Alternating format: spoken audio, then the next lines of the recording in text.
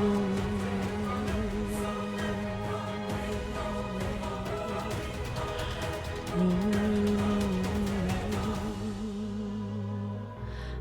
Leo. Hello, Sunny. Hello, Elijah. Yes, I'm playing the new OST. Oh no.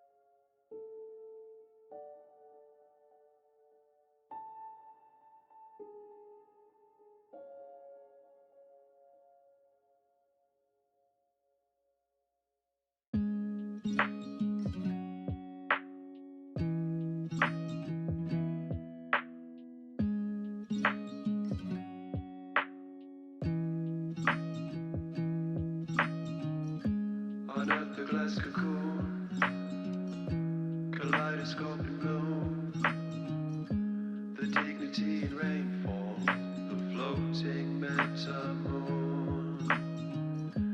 There is a world beyond our own, where consciousness can pause, where enemies become our friends and time and space depart. Symbiosis, the energy of conflict in the brain.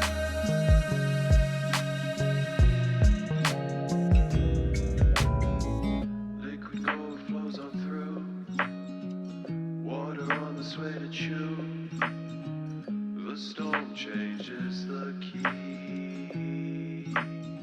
Black sea rain down on me.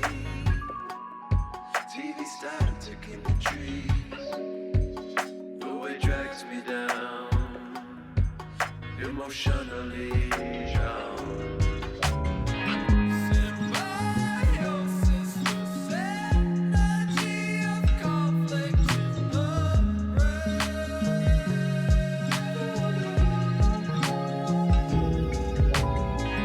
A lone ranger connecting the dots with your own pain.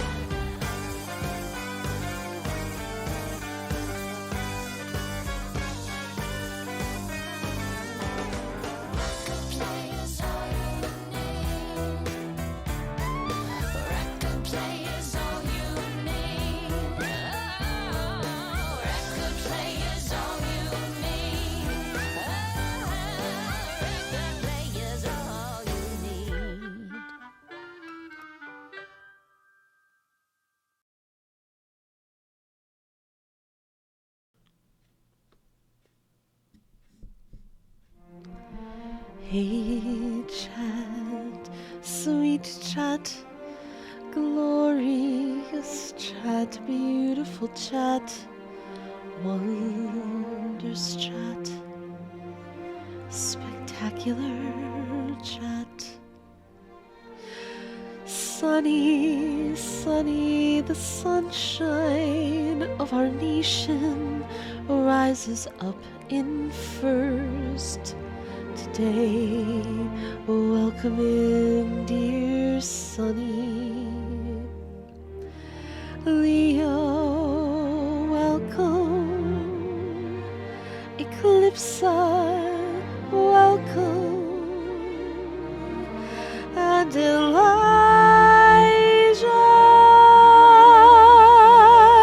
welcome to the stream.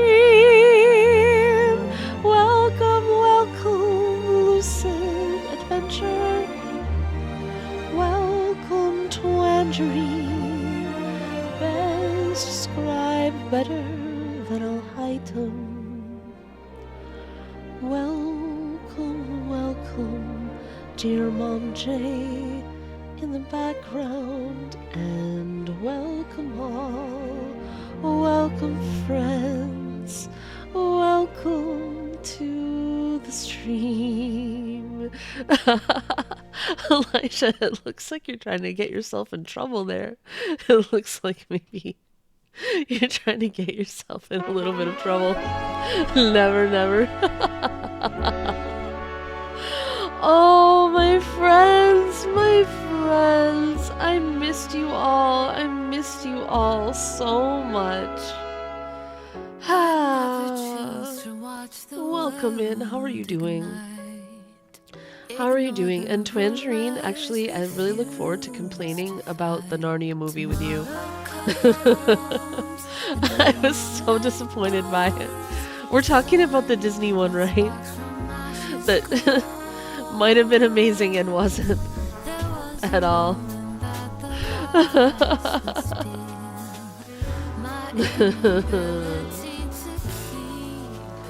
Yeah, no, I don't know. I was just making sure. I was just making sure there wasn't some new, worse Narnia movie. But no, that's the one.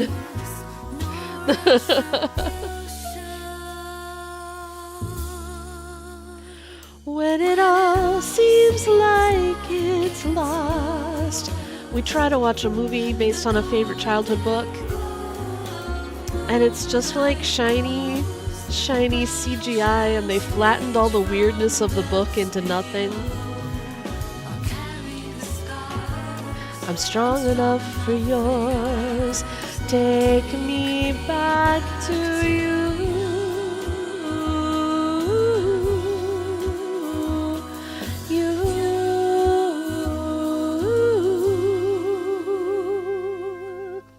You were looking for a mediocre movie to watch in the background? I see. Then you start watching it and shut it off. Well, because, okay.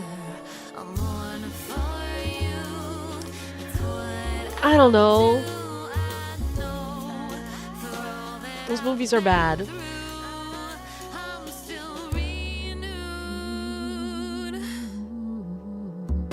When it all seems like it's lost. Really, Elijah? Yeah.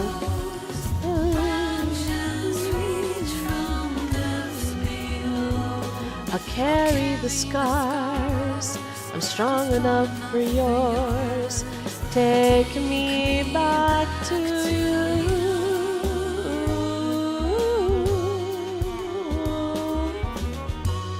You know, it was even... Okay, I don't know why I'm thinking of this, because I'm thinking about favorite childhood books that I feel were ruined in film. But Tangerine, did you ever see the, again, Disney film version of A Wrinkle in Time? Because that one actually made me just angry.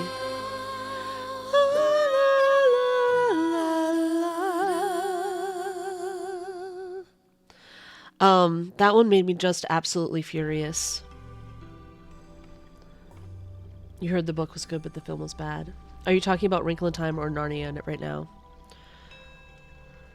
Wrinkle in Time. Wrinkle in Time is wonderful and weird and science-y, and probably should have had like an indie film adaptation, but no, it got like a Disney film the puppy adaptation expressed his lasting and was loneliness. like, He may require Tangerine some Wrinkle in Time is adequate actually physical reassurance. incredibly good.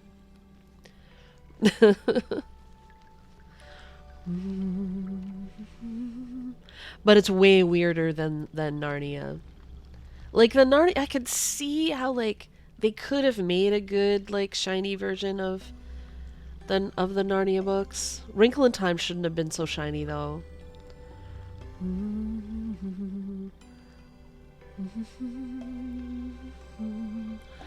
Dawn, welcome in. Great to see you.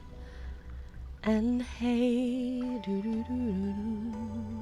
I was just so depressed by the Wrinkle in Time movie.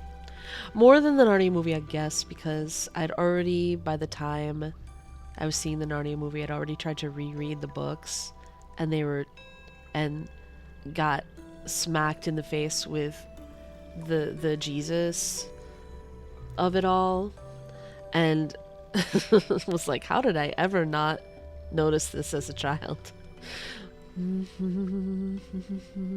I see Tangerine. But Wrinkle in Time is actually like a really... That series is like weird and full of like wacky dark science and like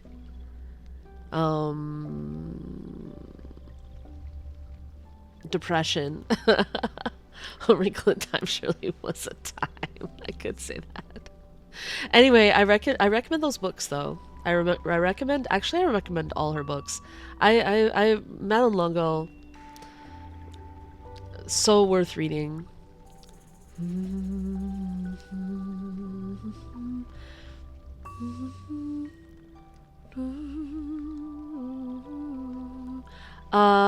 So hey, friends, I miss you all. How are you doing? Tell me about your lives. It feels like 1,000 years since I've seen you. Dawn, I am incredibly tired, but otherwise fine. Well, I don't know. I'm in a lot of physical pain, but that's just because I'm doing physical therapy, and it always has to hurt before it feels better, I think.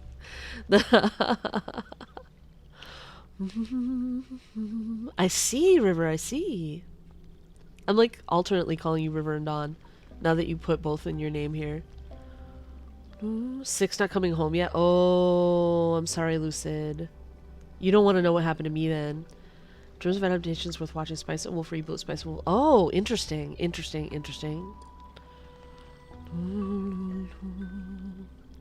I have a story for you, Lucid Adventure, but you're not gonna like it. No, it's not confusing. It's not confusing, Dawn. Don't worry. I know you both go by both names, so it's fine. You were also hurt, so you moved to bed with heating pad and phone. Ah, Leo. I'm glad you have a heating pad. I think Mom J's using a heating pad these days, too. Mom J has pains. We all have pains. So I went to physical therapy. I started physical therapy this week, which is why I didn't have stream on Wednesday, and I won't have stream this Wednesday either. Or this coming Wednesday, I guess. Next Wednesday, I will also not have stream. Because of this. But the physical therapist was incredibly kind. Very, very nice. Very, very nice. But basically said I have to totally relearn how to walk, and I walk wrong. I have to wear shoes in the house. I ordered a pair of slippers that I think that will like be more easy to get on and off. Yeah. Apparently me walking without shoes is a bad idea for that foot. No, it's terrible, Tangerine. I am also screaming I never wear shoes. I have to wear shoes in the house. I've been wearing like this old pair of Birkenstocks. But I'm getting a pair of slippers that will have like a sole that I think will be because they're like indoor, outdoor. I think that'll be enough for what she demands I have. And then I have to do these exercises twice a day. And like she demoed that, like she showed me how to do the exercises in the office, and I'm like, this isn't so bad. But no, when The puppy expressed his lasting loneliness. when you have He may to require some adequate physical do them as reassurance. many times as I have to do them in a row, and all the stretches have a 30-second hold, and you have to do them a gazillion D times. Oh my god, the pain. Oh my god, the pain. Yeah, Leo, I'm officially a 90s hipster wearing Birkenstocks with socks.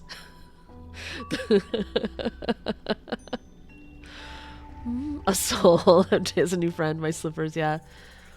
Well, these have to have Twangerine. They have to have like probably like a more of a thick sole. The problem I think is the way I have to relearn to walk is I have to walk heel first because I don't. I tend to walk I tend to put most of my walking on the balls of my feet. I always have since I was a little kid. And the feet and the heels often don't even hit the ground at all, if barely. And I have to learn to do heel toe. And then I also have to have like a cushion on my heel, like a really good solid cushion on my heel. Birkenstocks are good for showing off fancy socks. I was never a socks and Birks person. I always just wore them like sandals without socks, but now I'm a socks and Birks person apparently. You also don't like how your slippers sound if you don't walk heel first. Well, that's the thing. Wearing shoes makes it easier for me to walk heel first. So I get it too, that it makes it better. But normally I don't wear shoes, and I walk on with most of the weight on the balls of my feet. Also, even though I am not flexible, my muscles aren't flexible in any other way. I have really loose hip joints, so I have super big natural turnout. If you guys know what that is, if you ever did ballet or anything like that, I have really, really wide natural turnout. And then I did also take ballet, which just taking ballet just reinforced everything I'm not supposed to do, which is lead with the balls of my feet and have my feet and legs turned out like most of the time when I walk, and all the time, generally speaking. And these are all things I have to unlearn. Yeah, heel first is the normal way to walk. Tiptoe disease. Well, and you know what, Sunny? When I looked it up on the internet, because I always did that ever since I was a little child, I was a tiptoer. You know who I found out does that? You know who I found out walks on the balls of their feet? Autistic kids, that's who. Yeah. Leo knows. Leo knows. I wasn't ever cat. I was like, I'm pretty sure we all have the tism, Sonny. I'm pretty sure. Ballet in childhood has permanent effects. No, I think it does too. But also, I think I have natural turnout anyway. But I'm not naturally. My muscles are short and blah. All otherwise. She was like, after examining my turned out feet and legs, and my walking on toes, she was like, oh, she was like gonna do a stretch with my leg, and she's like, oh, I'm gonna expect you have really good natural extension. Oh no. And I was like, no, I always had to work harder than everyone else to have any flexibility whatsoever aside from these hip joints. Aside from that, if you're an autistic who's an optimist, does that make you an autistimist? Probably. And that's me. I'm usually an optimist. You guys might not know it because I whine a lot on stream, but generally...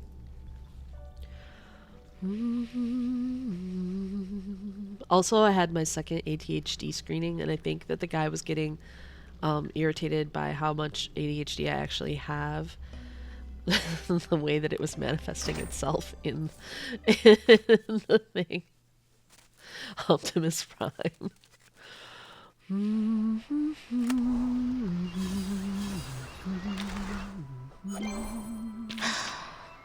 Oh, not irritated. It's just like he had a lot of stuff to get through.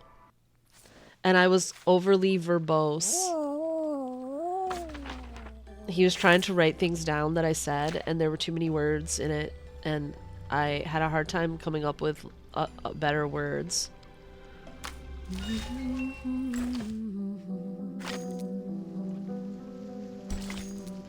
And I had written an entire... He was like... We got to the point where he was like... in his little thing that was like...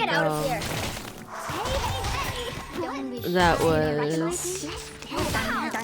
Why was I there? Like, why had I requested... Why had I requested the screening, right? And I was like, well, I actually made... I wrote out, before we started, I wrote out this long document. And he was like, okay, read it to me, sentence by sentence, and I'll type it down. I'm like, it's really long. He's like, no, just go... He did not realize how long it was going to be. And he was a very slow typist, by the way. So eventually I just skipped most of it. He was like, I'm a little worried that we're overdoing it. If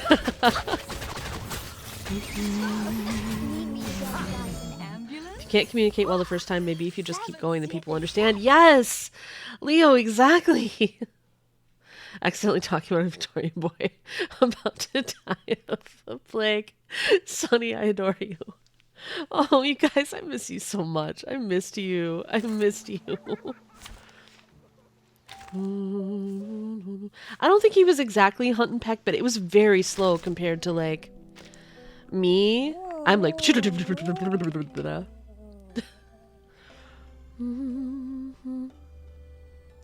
I don't know what you're saying about Medicine Pocket, but if it's yay Medicine Pocket, I agree.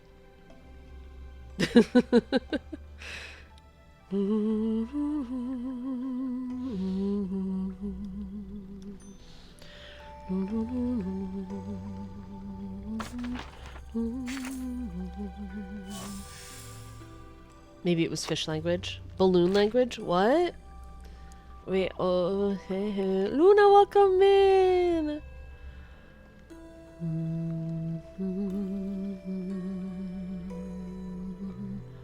Oh, Mom J's sub ran out, I see. Is what she was saying before.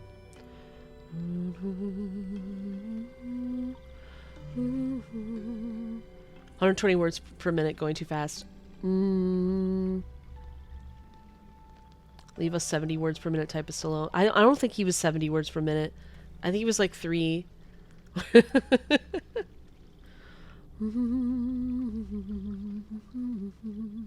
I'm sorry about your headache, Luna.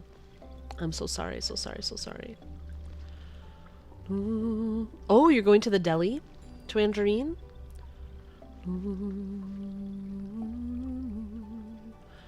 Eclipse in the VC. Is getting the battle pass in reverse worth it? His lasting I loneliness. personally think it is. He may if you're require like some a adequate physical reassurance.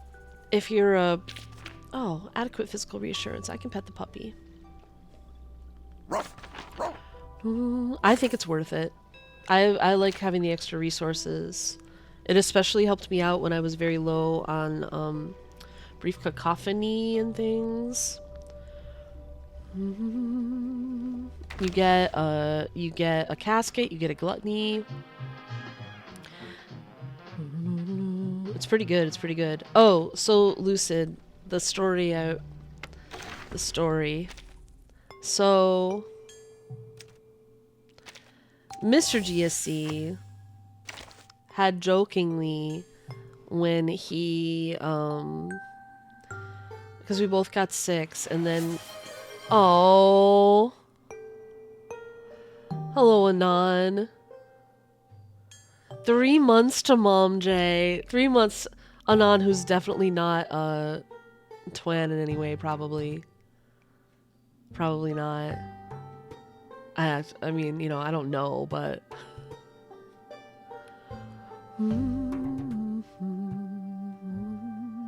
Back from the deli?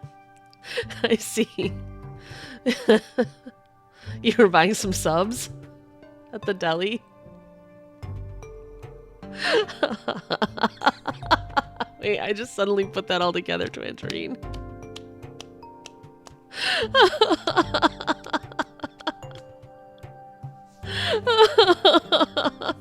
Tangerine, thank you for taking care of Mom J. I mean Anon, who's definitely not Tangerine, who was just at the deli getting deli sandwiches. Grinders, as we would say here in this part of New England. Grinders. The basement.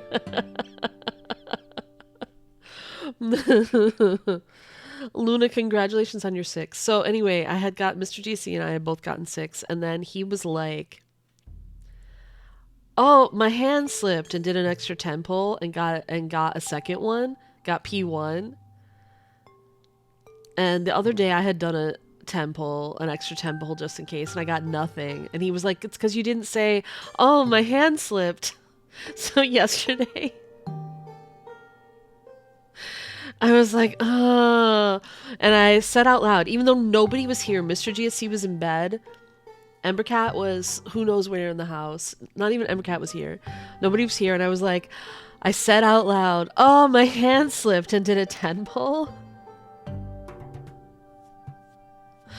And there he was again. No, I also have P1. I hope your back pain goes away soon too, Mom J.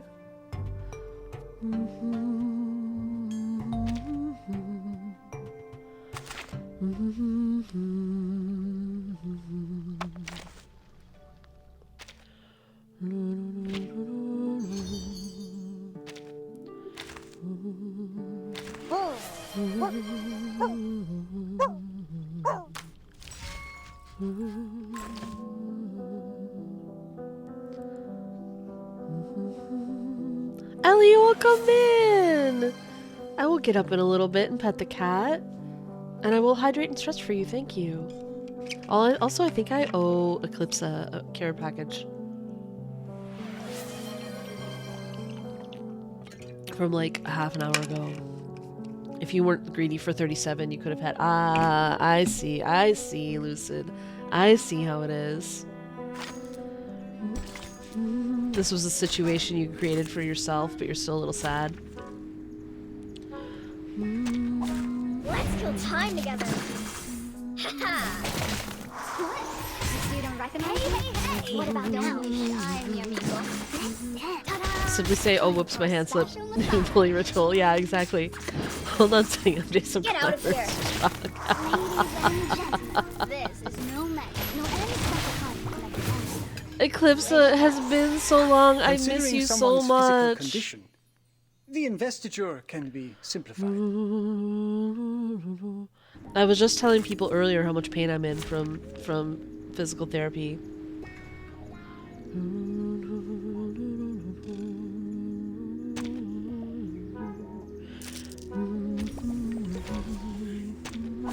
Let's kill time together.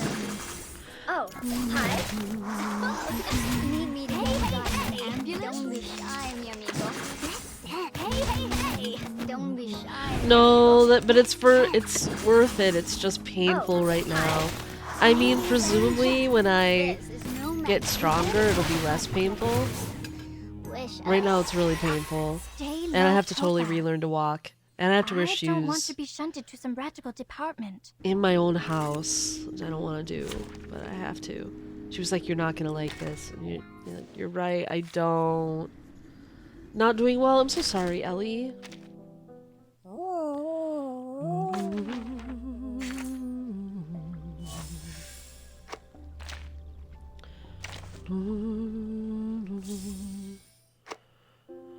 Oh, eventually I'm gonna have to do this.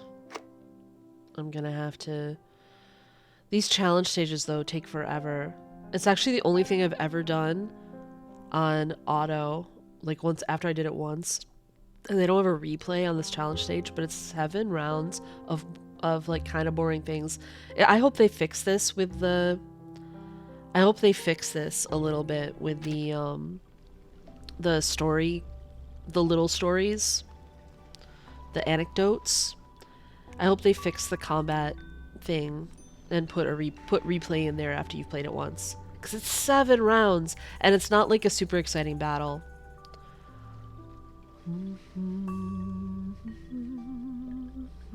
Oh my goodness, Ellie, I'm so sorry. I hope you're recovering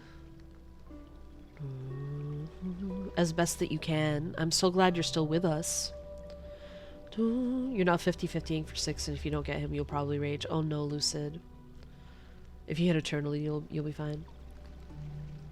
Oh, MJ, I should tell you, I finished the HSR quest and doing it again after watching. It hurts like, so good. And Luna and Sunny watch it. We love his Ian voice because it's just so painful. Head in hands. I cried in the shower after. I finally got to see some scenes of the more serious ones, and I liked the English voice actor much better in those scenes. Like in the more serious scenes. He's growing on me. He's growing on me is what I'll say.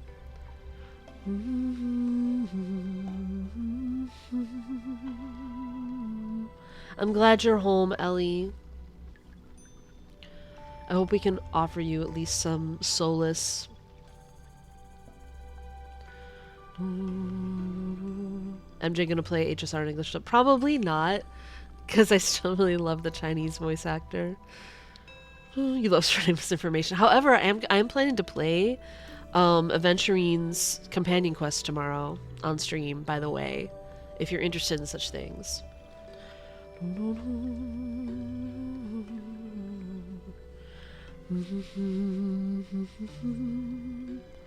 Yes, I plan to play it tomorrow, and then on Sunday I will be playing, at long last, Weiwa's Reverse 1999 account.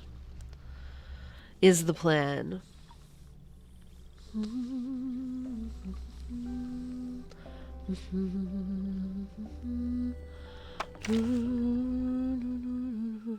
And see what's going on in there. Oh, I forgot I got this.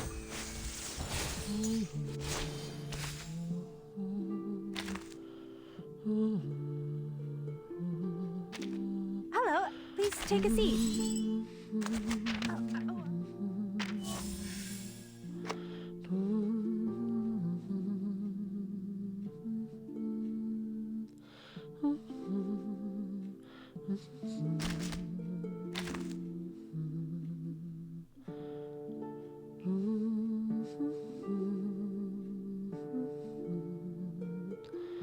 I love the gender bendiness of this game is just the best.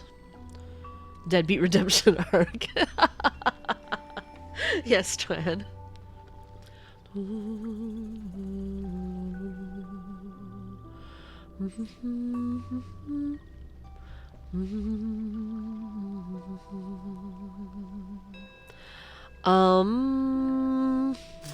What do I have for candy? I have some things that expire, but not for a while.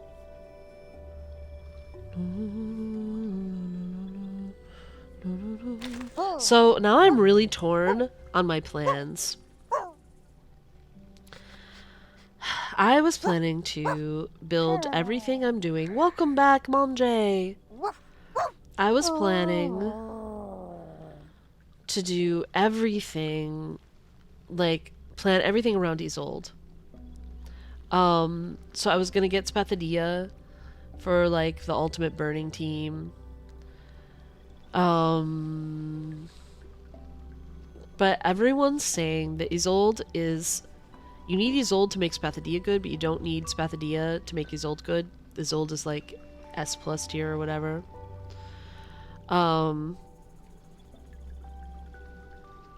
So I wasn't going to get Cho.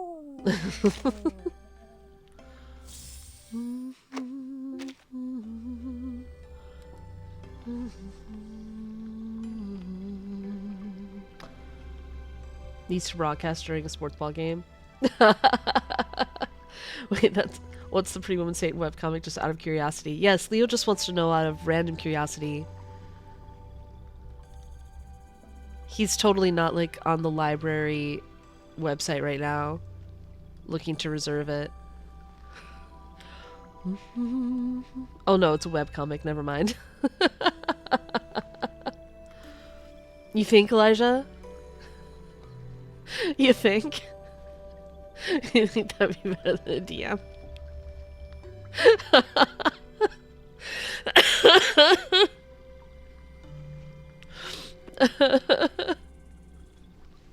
I'm dying a little. It's just a small death, though. Hey, are any of you guys... I realize I'm going to ask this, and the answer might be you're not even playing this. Are any of you guys struggling with Special Week? Or with the top levels of, to this time around? Because I can tell you exactly how to cheese every hard level. Hold on. I'm just gonna show you what to do. I'm gonna show you with cards to use. Get your team set up. Put your DPS in there, right? Actually, let me... No, those are the right things. Put your DPS in there.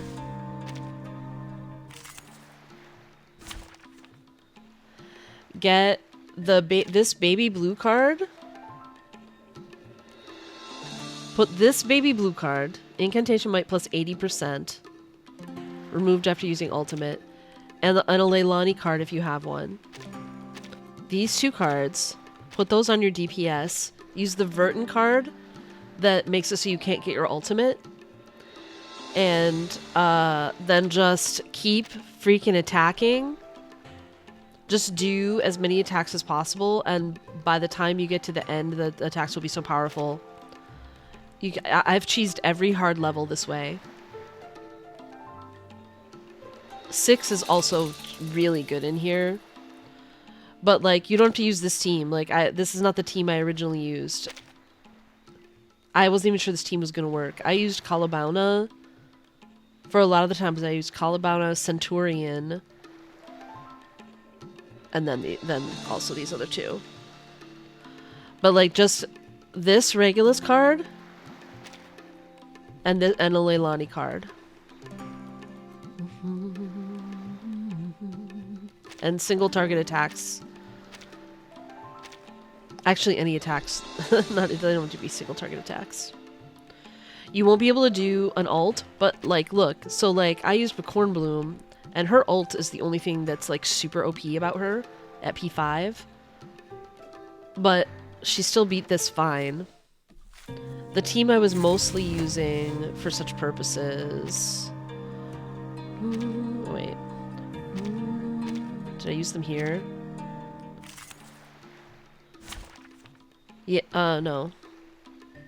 Oh. Wait. There we go. This is the team I was mostly using for such purposes. All that really matters is that baby blue card, a Leilani card, and that one Vertin card.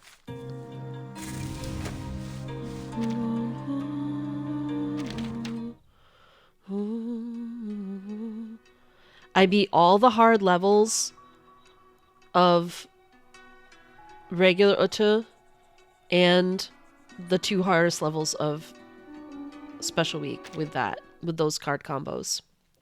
Mr. GSC is the one who showed me the strat. But it's pretty bulletproof as far as I can tell. All right, I'm going to be playing Trudge in the Long Night.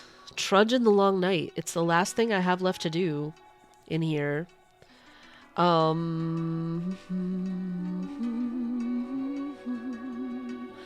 I'm gonna be playing Trudging the Long Night, so maybe I take a break, a real quick break right now, and then come back and be able to like get into it and concentrate.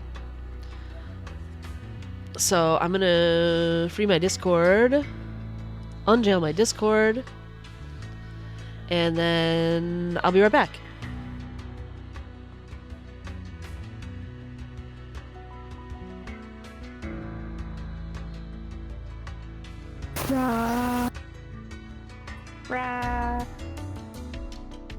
What's up, GSC Nation?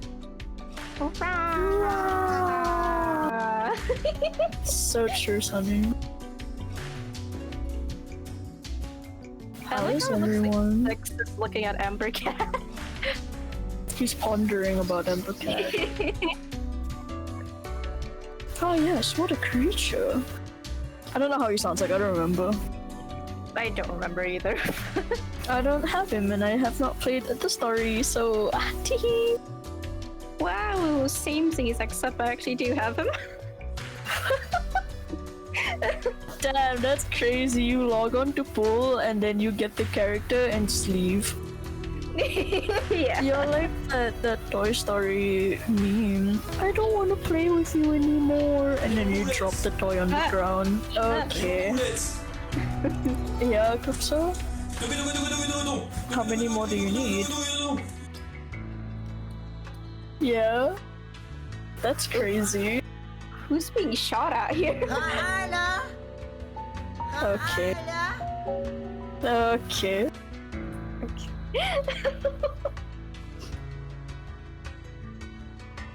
Are you digging through?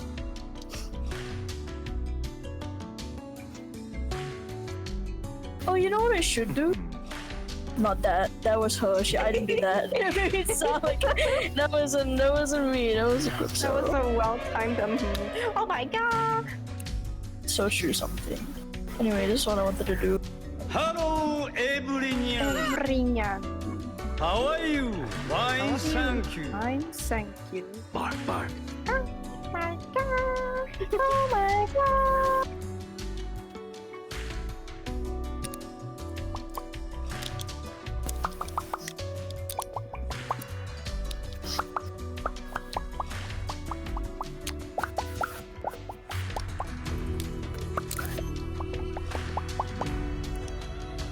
Yeah? Who was that?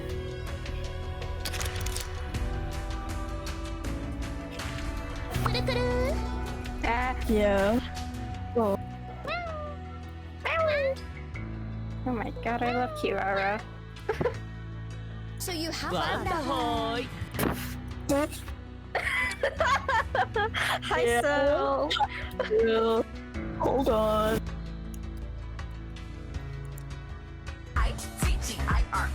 Oh my god. Girl, hi. Hi, Sil. Sil and hi. Yeah? I don't know what happened to me. Something happened. Do you want that? Oh, okay, that makes more sense. Yes, yes, sir. Sorry. I'm sorry. Seven. Sorry, chef. Got a chef. Chef, yes, chef.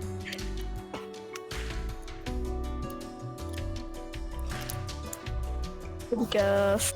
You are not very sneaky, but that's okay. I mean, you're so sneaky. I barely noticed you. What? You're here? That's crazy. Damn, that's crazy. Put me out of misery.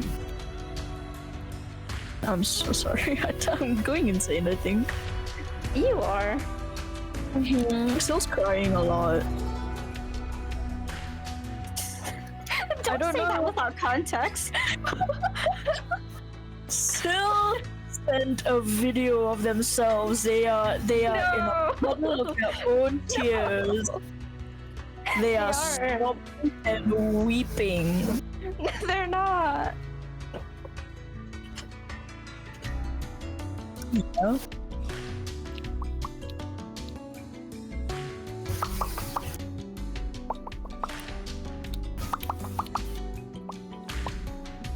It was great conversing with you. So are you okay? Yeah, so what are you good?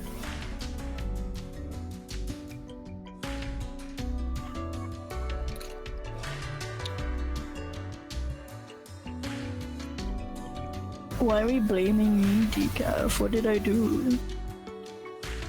Oh, wow. Guys, you know who I miss? Yeah.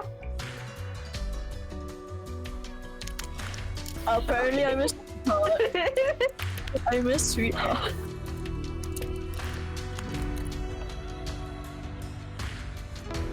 Oh, I see.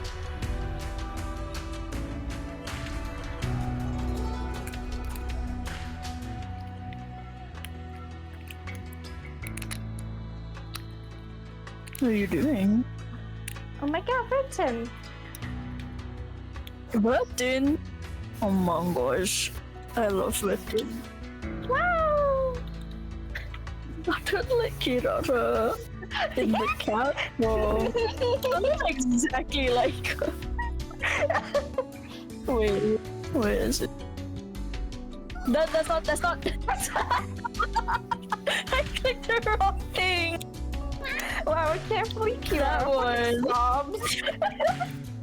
I think she talks about your mother as well. So you have a mother. That's crazy. Wait, MJ's back. Yeah, I'm just listening. Oh, hi. We were being so serious, actually. I'm sure you were. Sure. I'm the most serious person you know. Yeah, all the time. Right now. Every moment of the day. Also, Sil, welcome in the VC. And Decaf, I see that you're sneaking. Wait, Decaf. Did you just miss me telling you the secret to how to do the special week? The secret to Guaranteed. the Krabby Patty formula? I'm gonna show you how to cheese it. Decaf.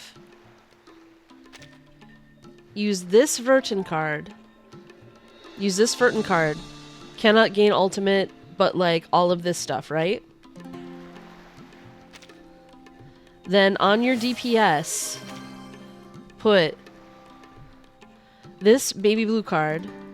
Incantation might plus 80%. Removed after doing ultimate. You're not going to do the ultimate, so it doesn't matter. You're going to have that 80% plus 80% the entire time. And a Leilani card. And you're golden.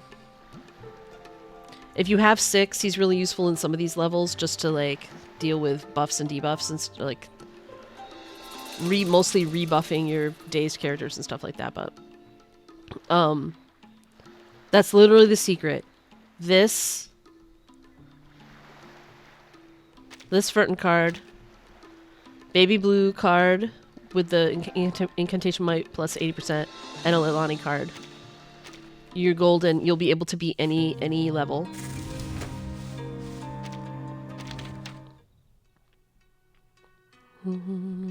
Shelly, welcome in. I'm sorry about your lack of Wi-Fi. I thought you were gonna say lack of wife. I mean, maybe that too. I don't know if Shelly's in the market for a wife right now. But Dog, I'm sorry for your lack of wife. it's possible Shelly would appreciate a wife right now, but maybe not. I don't really know. Yeah, Shelly says no.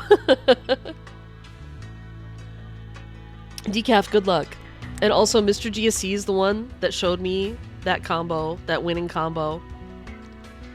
You could cheese every level with that. I often used, for my DPS, I personally used Kalabauna. But like, Centurion would also be good. I used both of them sometimes. Yeah, Kalabauna. Kalabauna will be great. That's who I used for most of those levels.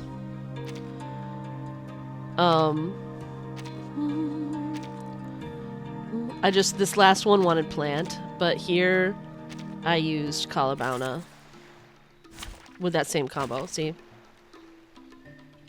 This was the team I used for this level 4. It's just that level 5 wanted plant. So I used,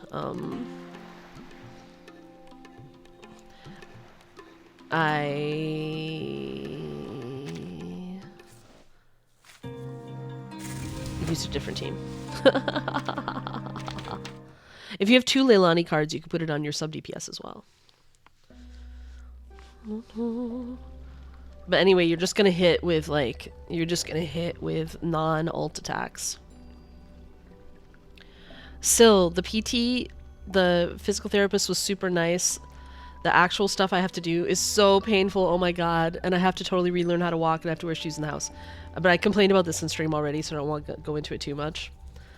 I do complain about it on the Discord though. But the exercises that I have to do twice a day want to kill me.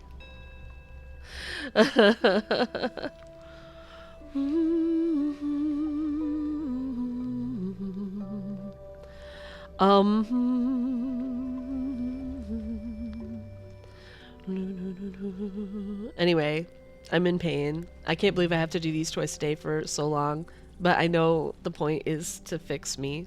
The puppy So I'm gonna do it. expressed his lasting loneliness. He may require some adequate physical reassurance. Yeah, nice person, but everything else. PT hurts so much. Yes. Yeah, no, it hurts bad, but it does help. That's the whole point. That's the whole point. It hurts. It hurts so much. That I have to do all these. Like when you look at what you have to do, it's like, oh, that's not so bad. Like she showed me in the session. I'm like, that's not so bad. I can do this.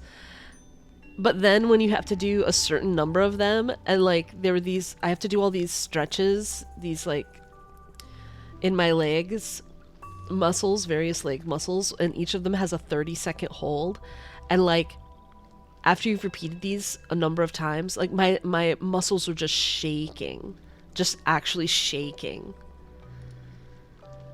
Ripped tissues in the house. Yeah, I ordered a pair of slippers that I think will fit the bill of like what she wants them to do.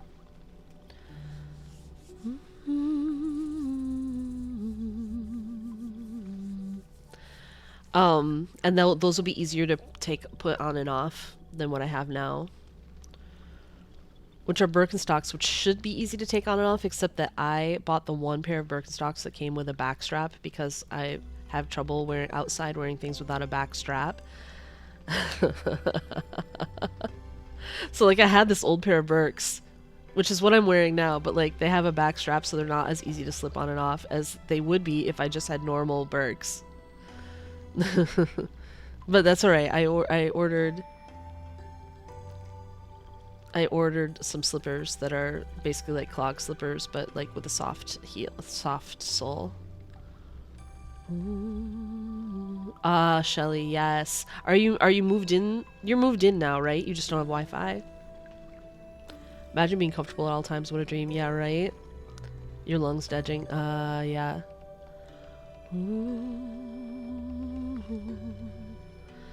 Yeah. Anyway, yes to pain. Pain is what I'm having, but it's worth it. I know it's worth it. Oh, the other thing I wanted to tell you guys, by the way, I wanted to tell you guys that right after I announced my stream schedule from now through Monday in the Discord, I am possibly already changing it. Mr. GSC and I, early Monday morning, may be trying to drive up to northern Vermont, which is in the Path of Totality, for the eclipse. It's the kind of the closest spot for us that's in the path. Assuming the weather looks like it even passable. Yeah, we have a total eclipse. It's our first and last chance, probably. Yes, we're going to leave very early still, like probably like 6 a.m.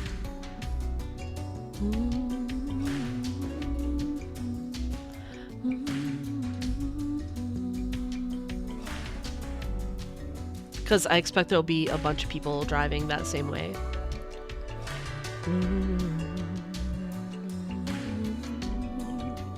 But like it's probably our yeah, we have eclipse glasses. There's signs everywhere from the city up to me saying get ready. Ah, yeah. I'm sure it's up. Well, and we won't try to go. I don't think we'll try to go like to Burlington, which is probably going to be a lot of people's destinations. We have like a friend of Mr. GSC's from high school who lives in northern Vermont and should be pretty close to it, and not in the busiest city.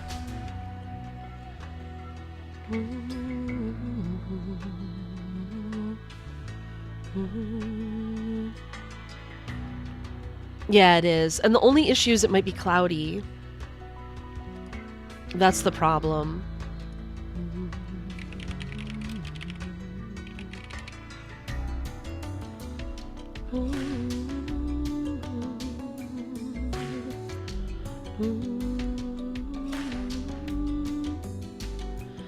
But I feel like most people are looking at, are probably going to be more towards Burlington, and we will be more, what is the town name? Oh my goodness. I need a map of Vermont.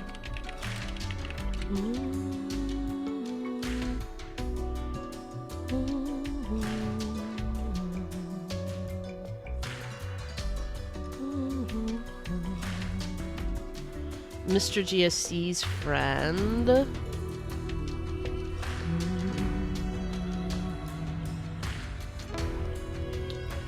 I just don't know why the name of the city isn't coming to me. We thought about moving there before.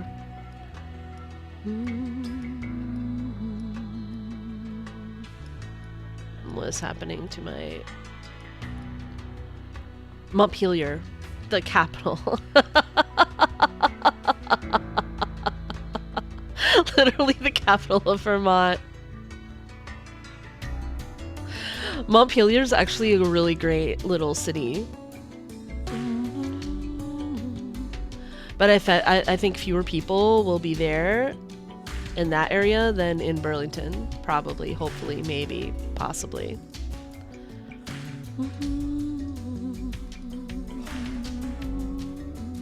So chances are that's where we're heading. As long as it doesn't look like it, like if there's going to be like a storm or something, then it's not worth driving all the way up.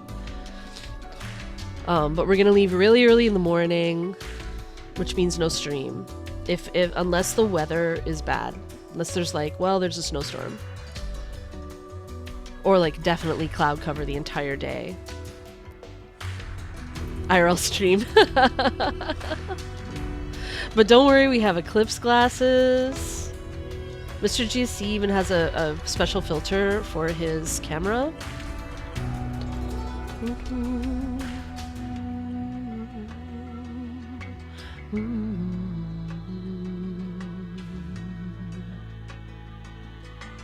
But that's the plan. The tentative plan. So probably, as long as nothing goes wrong, probably no stream on Monday. Strangely in love with owning a washing machine. Shelly, I feel that. The first time I owned my own washing machine, it's just glorious, isn't it? You'll be in the opposite side of the world, so you're going to watch it from the safety of a live stream. Yeah. This is probably the last chance in our lifetimes to see a total eclipse, like, anywhere that we can get to, so... That's why we want to do it if we can. It'll be a partial, like, where we live, but... neither of us have ever seen a total eclipse. And we want to, if we can. Hopefully the clouds won't ruin it. Hopefully it'll be visible.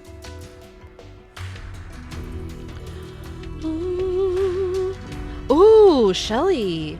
Wonderful about your cosplay. And your lamps. I can't wait to see pics.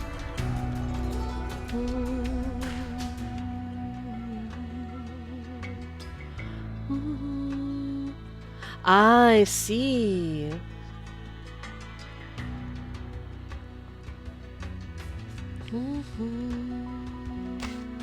All right.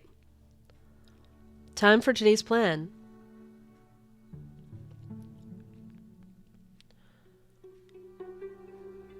Oh, I like the music already.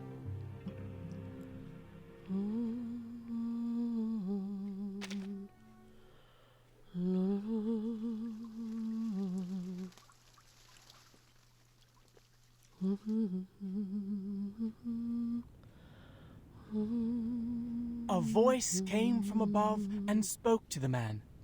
An important thing will happen to you. Really? Really 210. You look young. Doesn't he look younger here?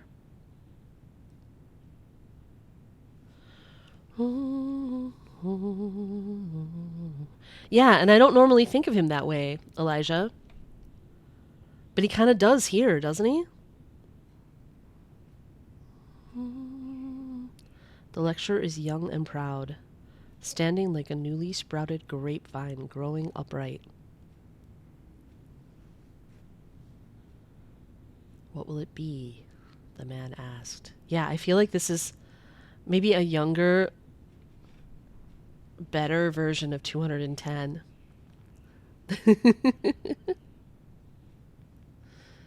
Wow, wealth and fame, and walk in the garden of wisdom and happiness. Oh, I want all these things.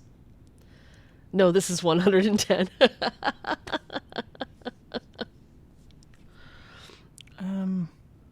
I'm just so much more into this 210.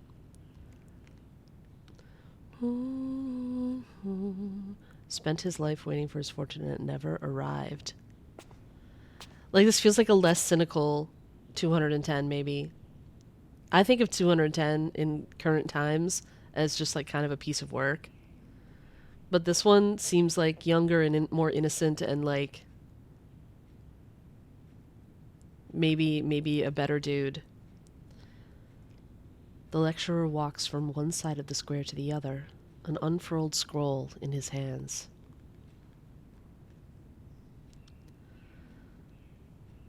The voice from above brought promises, a glimpse of his forthcoming fate. He believed in the promise, and in doing so, forged his own tragic end. Huh.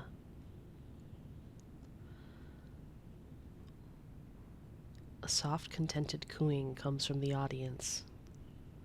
So this must be a younger 37 as well. They're all younger. The whisper fails to awaken the sleeping girl.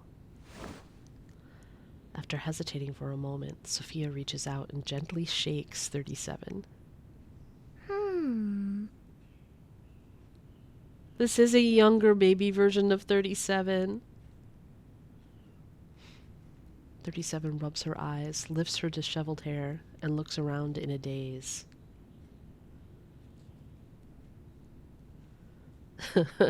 Wow.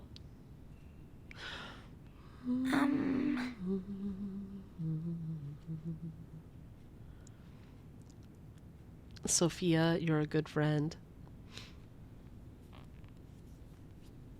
Yeah, it's not polite. Especially for, oh no, maybe he's the same as always.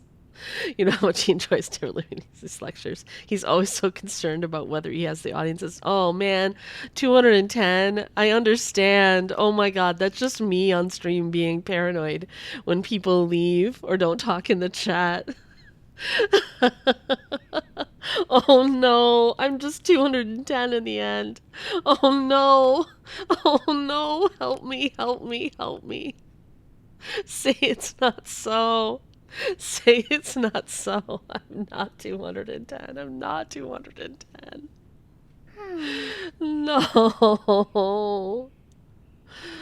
Oh no. I have this horrible feeling I might be 210. Sunny says no.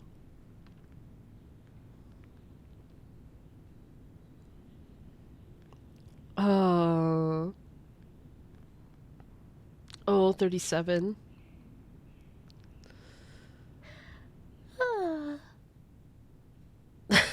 Lessening his sins. Oh my goodness. Oh my goodness. 37 yawns softly and leans against Sophia. Yet the rhetoric about fate, path, and glory of self-selection continues to pour into their ears. Oh my goodness. 37 opens her eyes once more to see Sophia gazing forward intently beneath her red hair.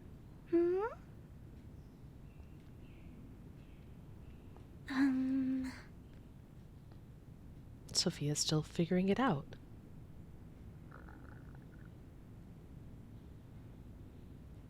I care about my fate.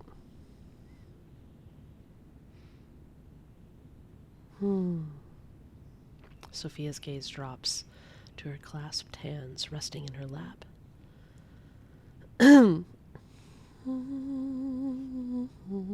But Me neither, Sophia. I've been here forever and I feel like I've only just arrived. Sophia's voice is subdued, fading until finally reaching a whisper. She takes a deep breath as if to revitalize her spirit and lifts her eyes to look at 37. Speaking of worrying about whether or not my audience is giving me their attention and worrying about whether or not there's people in my chat and whether they're present with me, blah blah blah blah blah blah blah blah blah. I never used to play quests on stream because it always made people leave because they don't want spoilers and so on and so forth, and people are just generally speaking less interactive during a quest. I am often also less interactive during a quest, but I have less time to give to games. I'm trying to be better in my life. So I was like, if I want to play these quests, I need to play them on stream. So I'm just doing that, as you'll note from a lot of things in my schedule lately and the way I've been playing. And I probably will still angst, because I probably am at least a little bit 210. But hopefully I won't go full on 210. Hopefully there's hope for me. 37 breathes out a steady huff. But that's why I've been playing quests.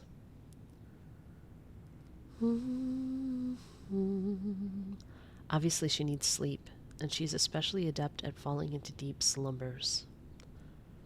210's impassioned rhetoric is apparently so tedious to her that she can't hold her eyes open even another moment.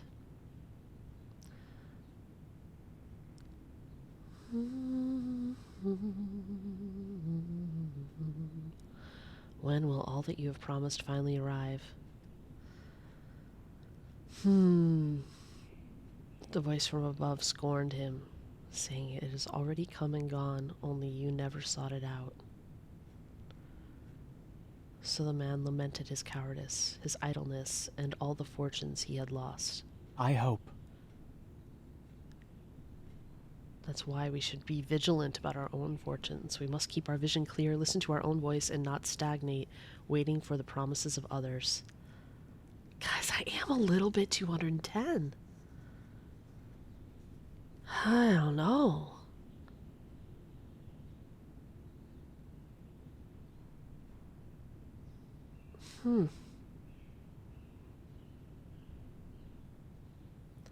If we succumb to cowardice or complacency, even those gifts promised to us by fate can slip away. Human innovation and knowledge come from courage, a thirst for truth, and constant curiosity. We must forge our own paths and control our own fates. He raises his hand high, and the future... Wow, rhetorician? Begins to emerge. Syl, good luck at work. As he makes his eloquent speech, a pile of seashells amasses before him, one by one, representing the audience's support. He is satisfied, but not completely. Well, Kick not a door of faith of those sitting among us.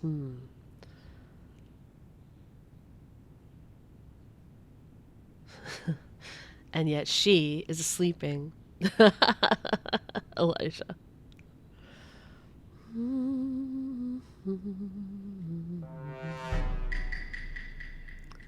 Wow. Challenging her while she's asleep. 210 turns around and points abruptly to the other side. But Fortunately, there are still those among us who can represent the inevitability of fate. He extends his hand, palm up, fingers forward in an inviting gesture. The crowd disperses like startled fish, revealing a young man. my friend, Atticus, who will receive the revelation. You are destined to become the perfect number, to receive all the wisdom and all the promises due, our future leader of Apiron. Don't let science swallow the light. Wait, oh, is this when 6 became 6? Please articulate to us your views about fate and share your wisdom. The young man, given a prestigious title, does not stand out in the crowd. His gaze slides over the inviting hand and rests on an empty spot in the air beside it. I think otherwise. Oh, baby 6. This is your speech, not mine, 210. but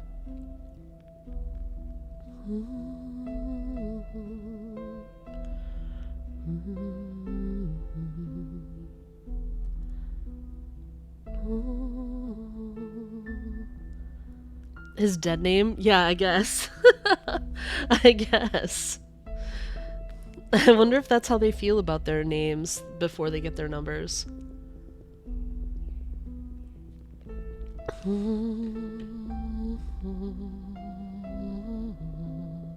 The young orator holds the moment with anticipation. Yes, if anyone deserves to show wisdom comparable to his own, it would be his present target. He greedily seeks the arrival of what he imagines to be an evenly matched debate.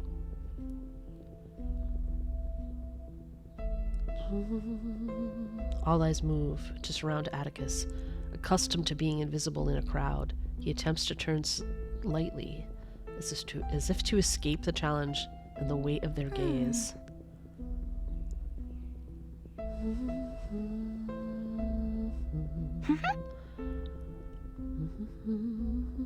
37.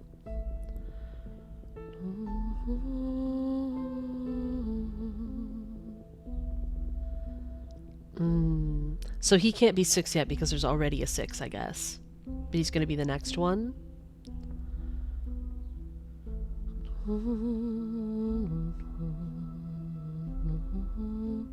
The commotion must have disturbed her sleep, or perhaps it is the peacocking of the orator that awakens her.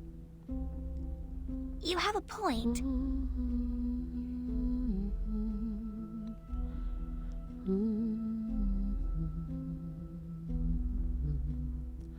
The redhead, still new to the island, seems in awe. Yeah, 6 is the number. All the leaders are 6. The perfect number. But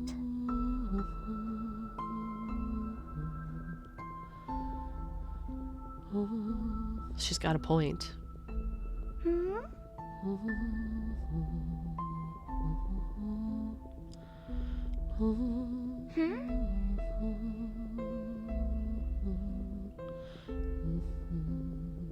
Certainly.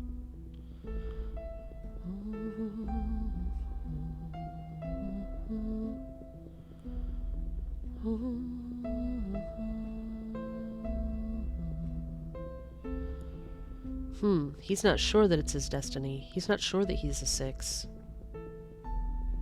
The young man's voice grows louder, interrupting the distant whispers.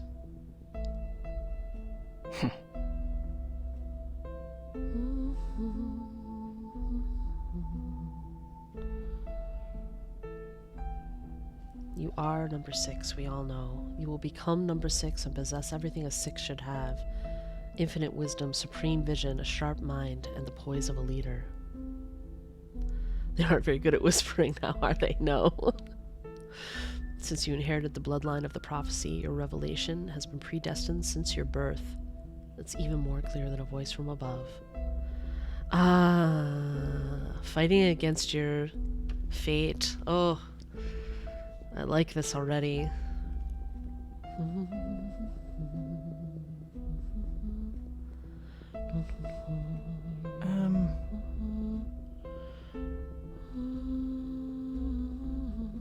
It is a bold challenge.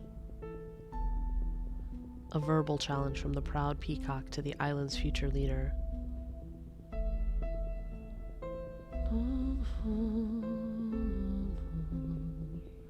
Huh. Your ever-hidden thoughts. I hope.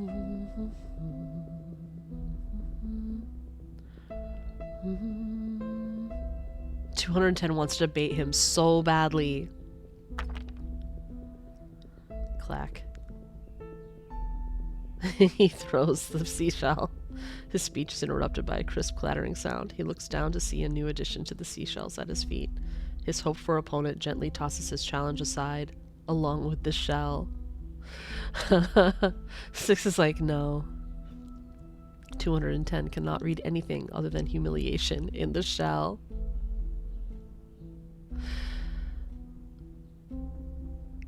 I have no thoughts on fate. Atticus finally meets his gaze. I don't have an answer to your question.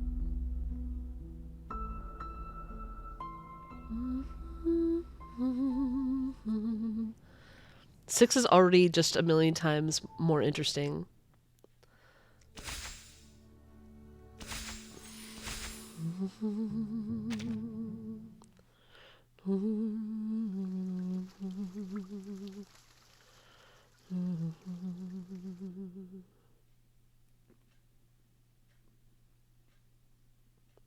That time, we parted on poor terms. After a long while, I grew taller. The hem of my dress had risen from my ankles to my calves, and Atticus and I brought up that avoided debate again. Atticus. When I found Atticus, he was, as usual, wandering alone on the beach. I always found him there early in the morning, so if I needed to speak with him, I would come here at the same time. Good morning. He was bringing a stranded fish back into the sea. As it flashed from his hands, he gave me a smile. Good morning. Of all the people on the island, Atticus was the one I could communicate with the easiest. Interesting. It wasn't anyone else's fault. Apiran operated on its own set of rules to maintain stability. It was always going to be difficult for an outsider to break into their tight-knit community. But my visits to the beach were not just to see him. She's collecting sand. Yes. Ah.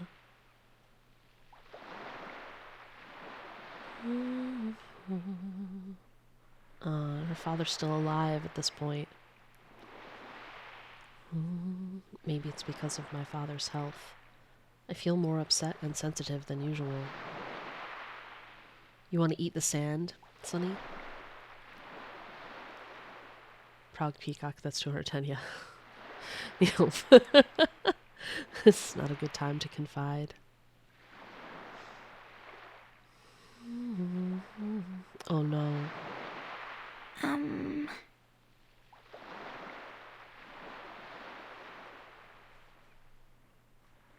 The glasses aren't helping.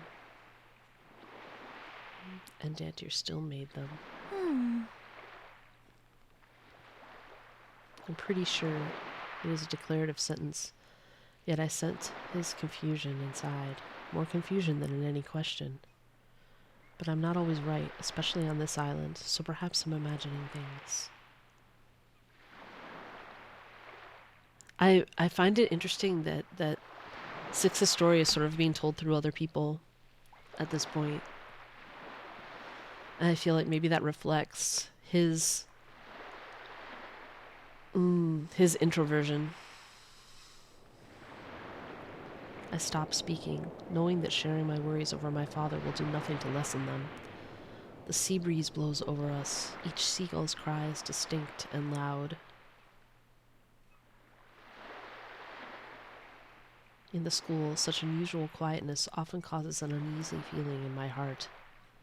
Anxiety. But now, despite the silence between us, my breathing is even. This peace of the moment feels comforting. Time passes in hours as the sunlight reaches overhead near its zenith. At last, Atticus stands up. The quest is a bunch of observations of 6. It's a nature documentary. He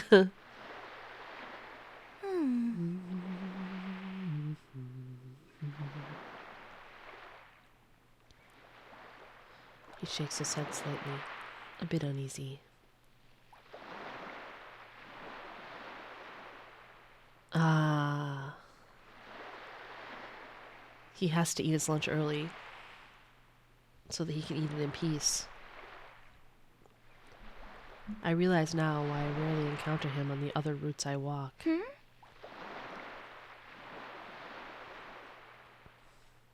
Is it because of 210?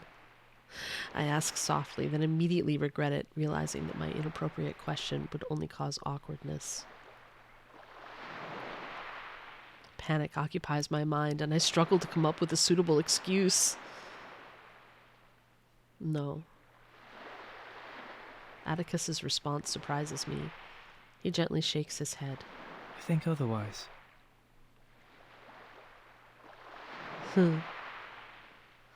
As if sensing my guilt, he smiles.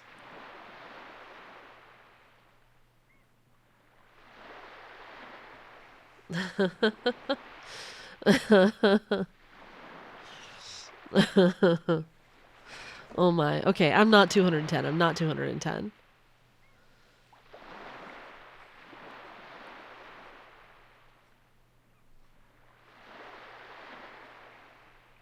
Everything that came next feels terribly predictable. He looks down at the sand, then lifts his head again.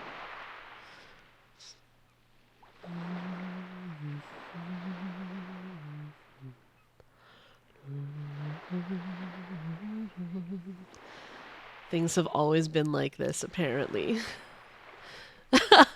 Sunny.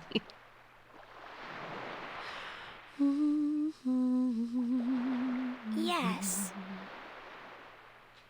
I try to remember the debate that came out of nowhere.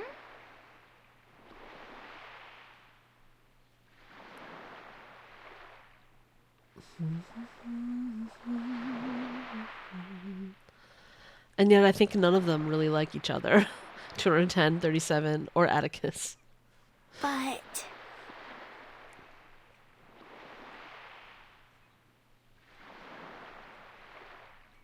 I was young then and I was flippant in my behavior. I provoked him. Wait, oh. Given his character, I knew he would take it as humiliation. Oh. It was my decision, so I must accept the consequences of it. That wasn't a debate, Sophia. He didn't want my point of view. Yeah, no, that's true. Atticus's voice and manner are as calm and cool as the sea breeze. His description of his conflict with 210 feels more like it came from a distant observer.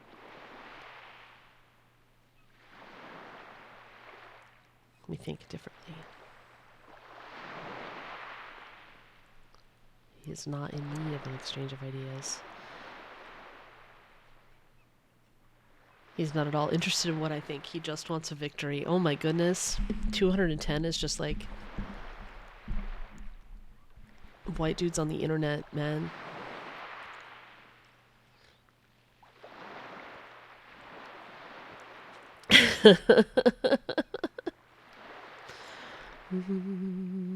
yes.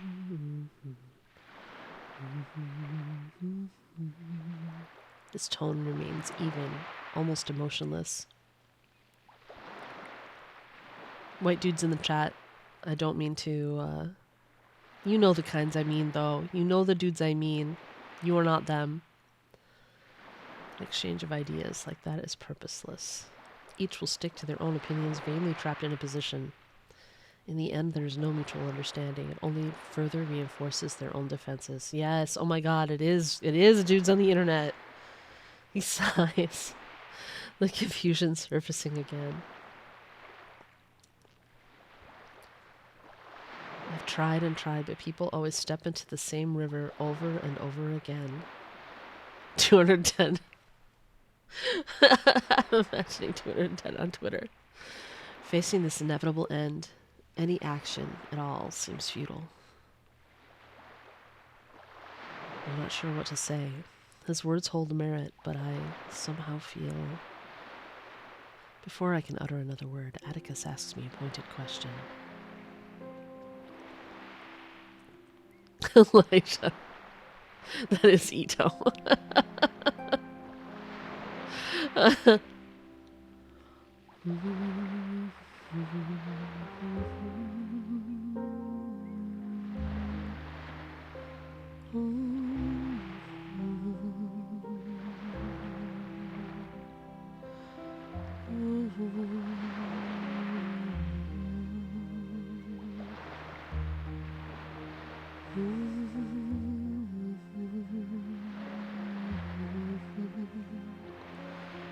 It's an offensive question. I feel at first I should be uncomfortable with it.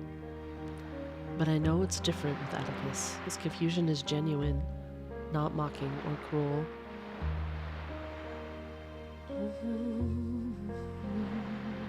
I rarely have the opportunity to mentor others on this island. The whole thing is unfamiliar to me.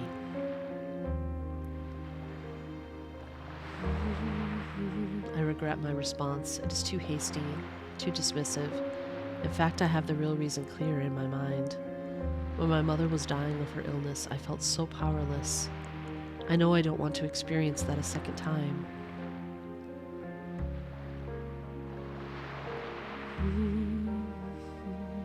But take a deep breath, trying to gather my scattered thoughts. You're right, Atticus. Even with effort, you can't avoid the inevitable. But I think we can't just sit around and do nothing about it. I agree, Sophia. That's how I feel so much of the time. Even when it seems like it's pointless, I feel like we have to do something. Try something. Anything. Anything. Anything. The inquisition in his eyes is piercing. I feel suddenly I have to explain it in their way.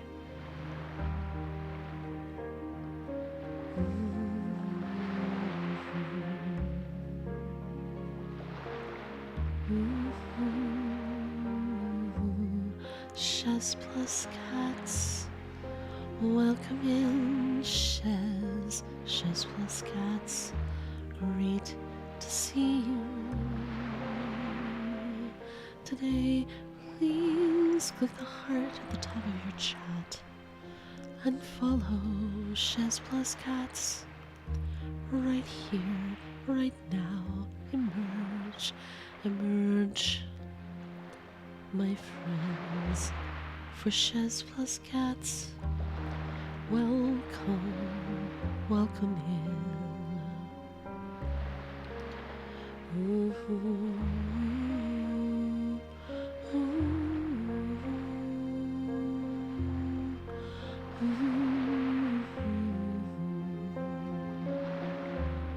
I feel I don't often, or rather, I lack the time to really consider meaning. Sometimes the quality that allows us to face our fate isn't necessarily courage. It might just be the fear of the truth. Perhaps I'm destined to forget that lengthy psalm. Perhaps there's nothing I can do for my father. But preparing for what must come is better than doing nothing at all. But giving hope to others must be done in the name of courage, if nothing else. I just think.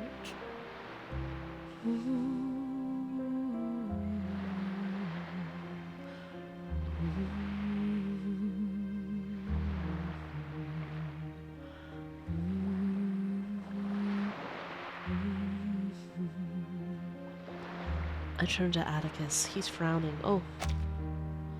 As if pondering my words.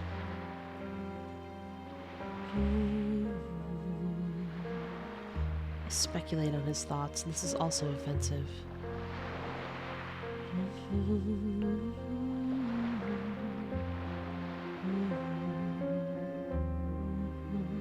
Just like that, voice from above, the revelation promises all the wisdom of the world to the sixes of each generation. But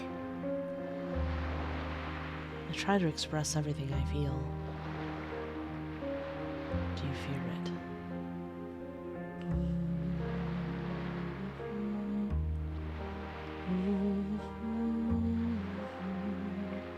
His voice is so faint that the worlds almost feel illusory, like a false memory. Then it begins to roar. If this gift is from the above,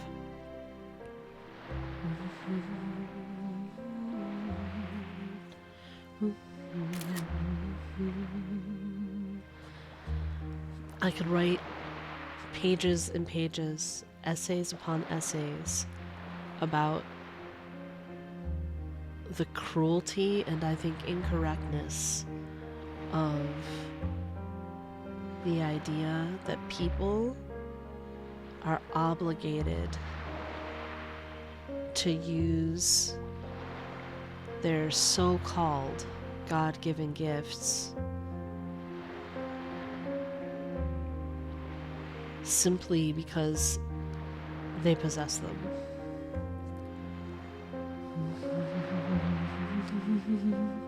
I had a long argument once. Well, no. It wasn't an argument. The argument was in my head because I was trying to be polite.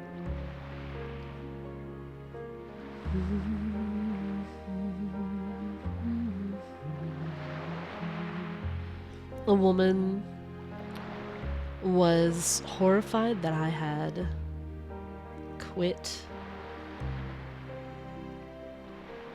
singing professionally because she felt that it was me letting a gift go to waste. Having a quote-unquote God-given gift and not using it to her seemed like a tragedy, almost to the point of an offense.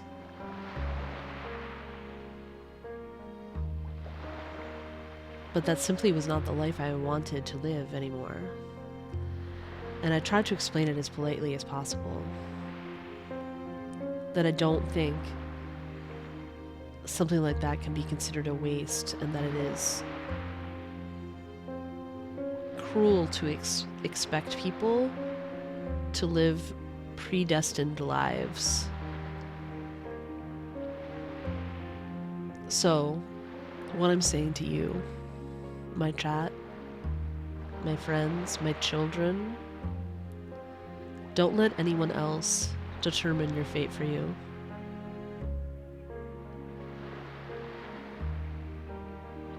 You choose which gifts you want to use, or you choose to do work perhaps that you don't even have a gift for, but you just love and enjoy and feels meaningful to you.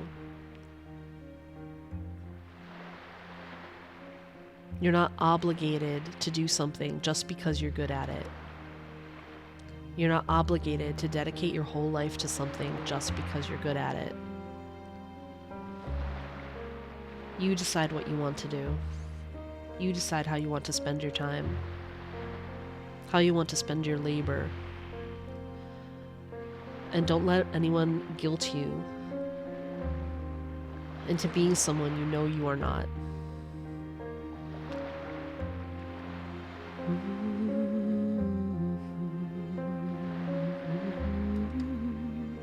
If this gift is from the above and it never asks for your own desires or cares about your existence, can it still be called a gift? No, is my answer. so we really have no choice but to kneel before destiny, begging for its love and mercy. No. No, Atticus. We do have a choice.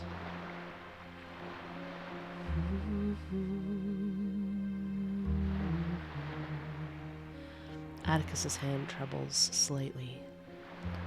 I'm surprised by the rage and intensity in his voice. I've never seen him so upset. The people of the island are generally reserved due to their intelligence. 210 is an outlier, but Atticus's words are still sharper. Maybe this is the perspective he held back from that debate.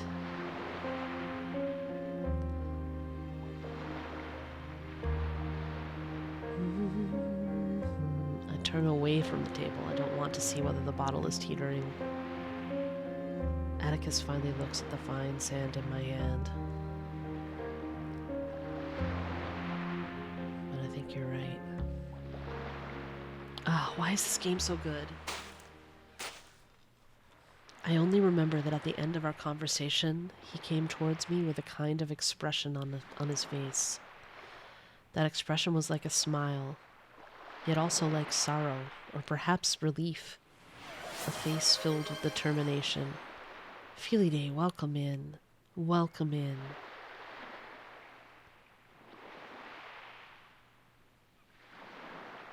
Thank you for the long talk, Sophie.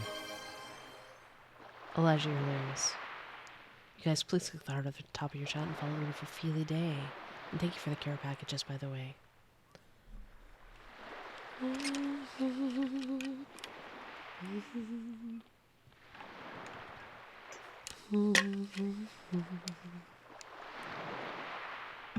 I think Atticus does not want to be 6.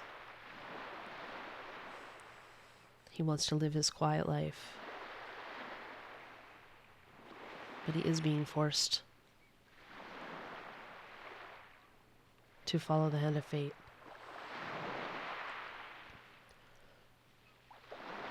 We said goodbye, as we did countless times before, not affectionately, but also not quite distantly.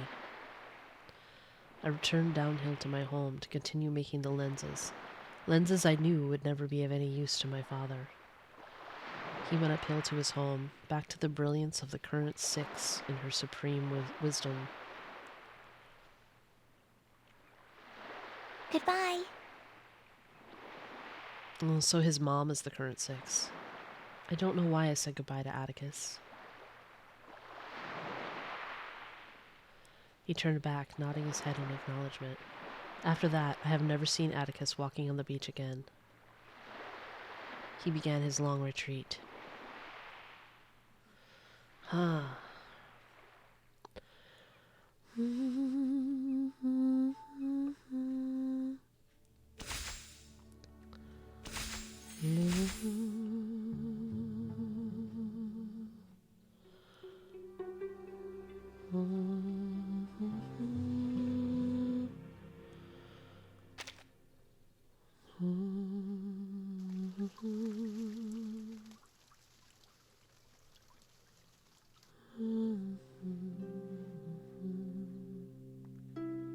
Hey!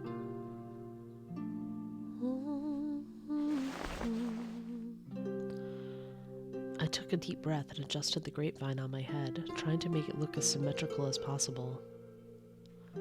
In my youth, the third weekend of each month with an even-numbered date was the happiest for me. Well, Huh. It was a day of speculation, when the Sixes coordinator invited the island's finest youths to talk. They would not overlook me, just as a girl collecting shells on the beach wouldn't miss a pearlescent oyster. Or are we 210s? We're 210s POV. The usually bustling square is deserted, and I, along with a few other students, pause outside. please wait.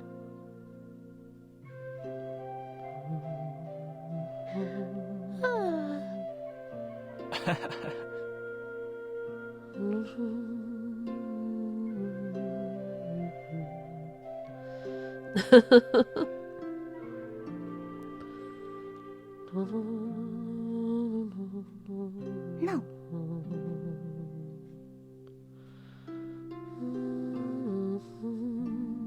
Interesting, 37. I hope.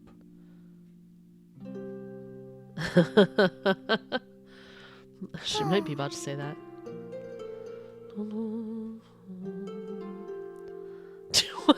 Brutal. Brutal. So brutal. 210 is simply a poor number.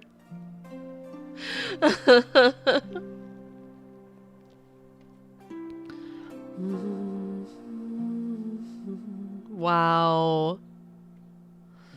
Wow. Well, it is no surprise.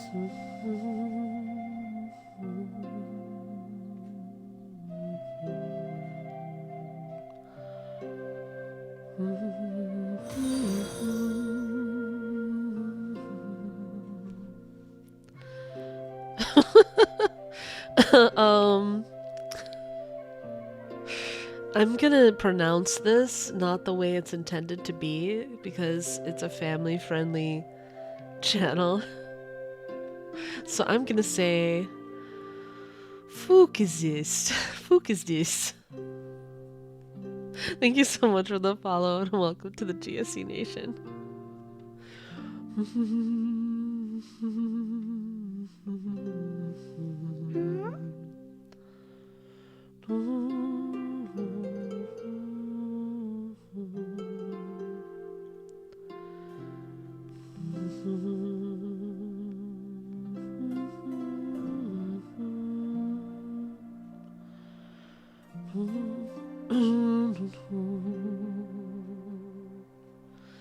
Sin Murasaki, welcome in. I'm playing the story quest for 6 in verse 1999.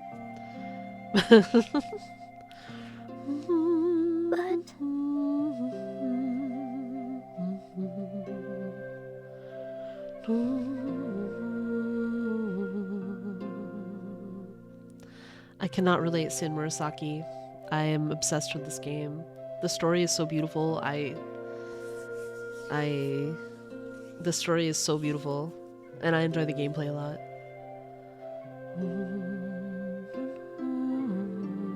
It is hardly a pleasant chat. My relationship with 37 has never been harmonious. I see, Sin. But we've grown accustomed to this bantering tete-a-tete. Always attacking each other. That's how we interact.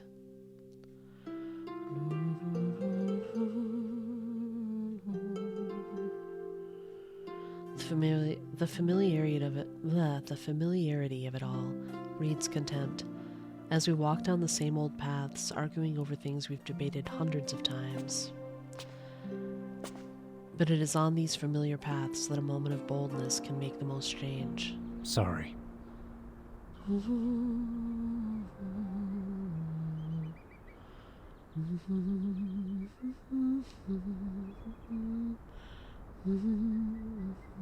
Oh, they're still waiting for the old 6.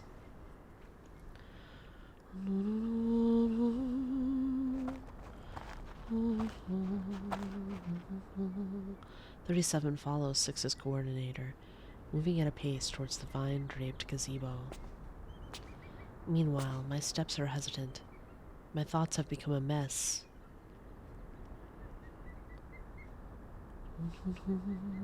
The unease from the anomaly spreads in my mind. Everyone on the island knows that the leader's health is in an irreversible decline. Excellence often invites the envy of fate. The lifespan of each 6 has been lamentably short. Atticus's mother, the previous 6, left this world when he was still young. Oh! Then the current 6 received the revelation, becoming the new leader of the school, and of course, in my opinion, the finest leader. So, Atticus's mother isn't the current 6. She was the previous 6. 6. Perfect. Balanced and harmonious. She explores the form of forms and traverses the hidden figures of the universe. One night I wondered, how many more times would I be able to converse with her? So filled with wisdom, unique understanding, bold hypotheses, and the courage to seek out the new and novel and not be complacent. She deserves all her respect and adoration.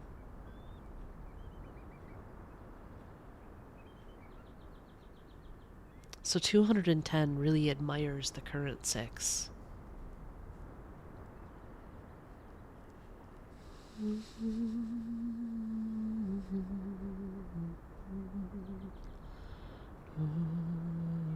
Emotions lead to rashness, and rationality is associated with calmness.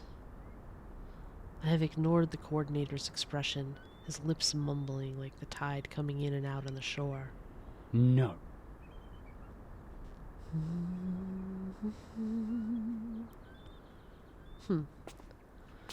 Oh, fine.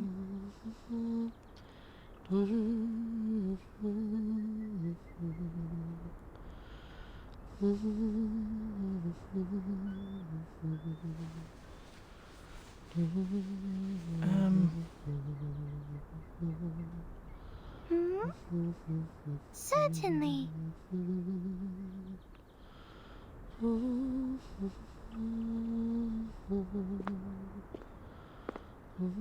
The star of Hermes, so quick to act upon her thoughts.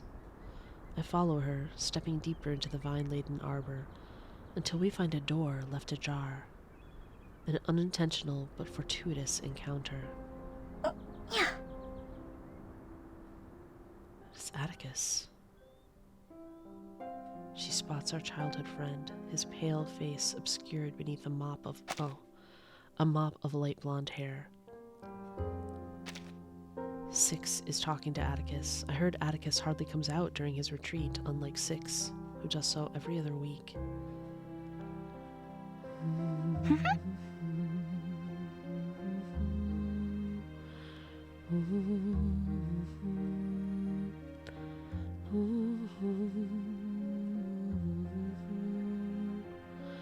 Despite 37's word, it's clear 6's health is more fragile than before.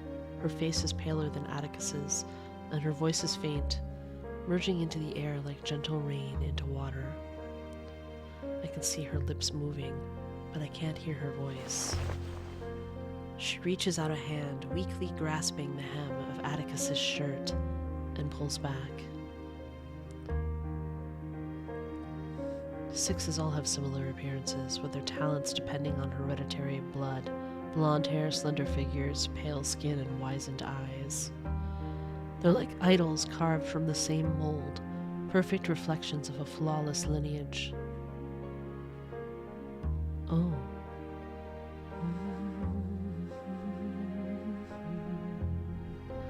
She leans forward, a posture not easy for her in her current state.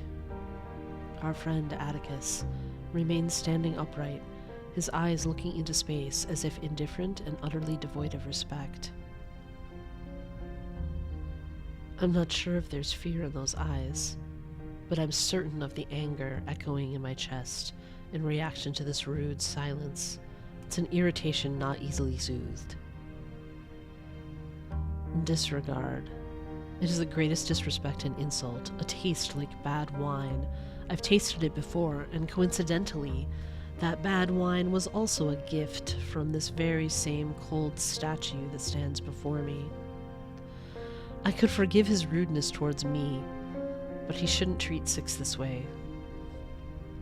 6 has also always selflessly guided us in the pursuit of truth, setting us straight when the path forward is not clear. On top of that, she's Atticus's aunt. After the previous 6 returned to the truth, she took over, caring for Atticus as a mother would. Huh? So the current 6 is Atticus's aunt. That sculpted young hand, covering the slightly wrinkled one, pulls the hem free. So disrespectful. So rude. Atticus draws away and steps through the narrow door. The gaze from his kin follows him in silence until it is cut off by the door panel.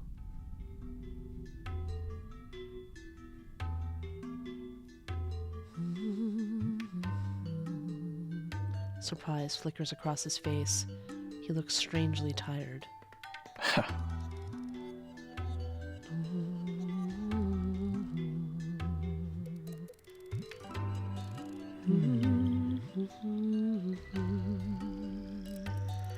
He nods absently, intending to leave without another word.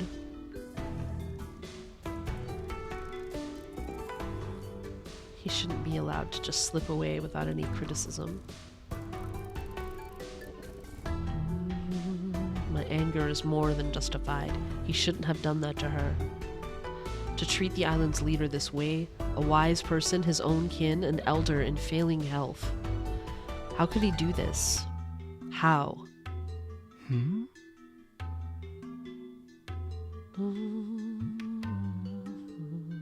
Do you even have any self-awareness?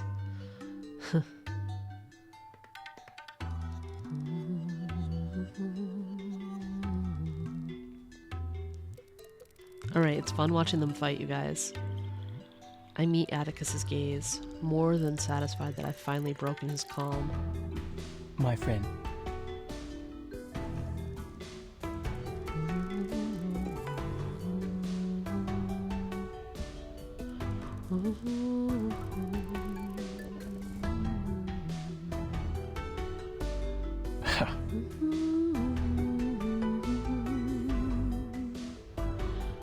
Enjoy dinner, Sonny. No.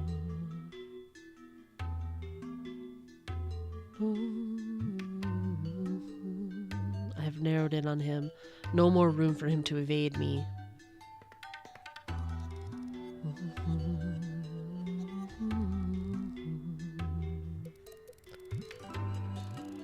In fact.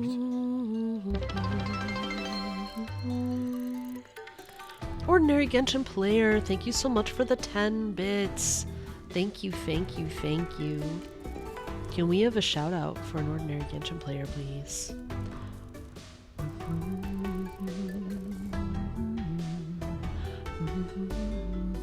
How are you doing today? The amalgamation of knowledge was moved every 6th of the inception of appearing will. Without any arduous drilling, enter your mind the moment you receive your number. You will make a great leap.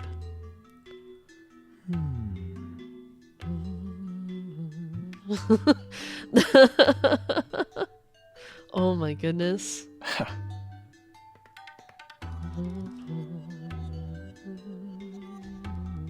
I snort out a laugh like a true victor.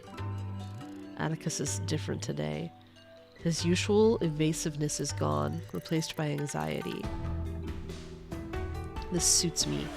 I try to seize that gap, like prying open an oyster to expose its insides to the sea air. Now, looking back at that moment, I can't deny that I lost control. Thank you, I will hydrate for you. Ordinary Genshin player.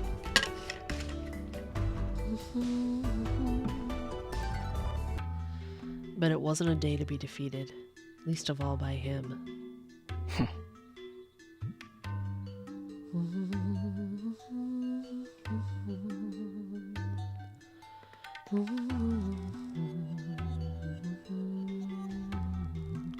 Wow.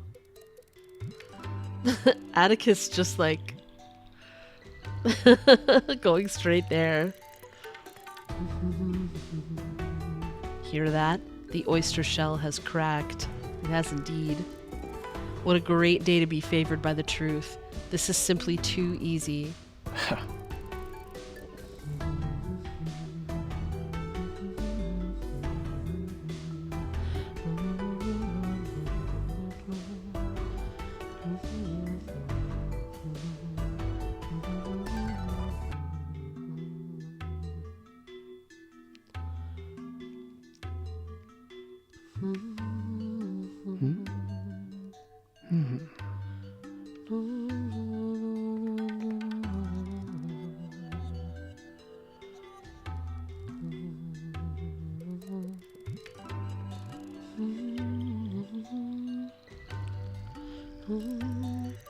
Wow, you don't deserve the revelation. You lack the willingness to share knowledge and the talent to lead, and you haven't and you won't fulfill your obligations. Oh my goodness. You cannot bear this blessing. You are unworthy of it. Wow. Oh, Atticus. He suddenly falls silent. So you think the revelation is a blessing? Huh.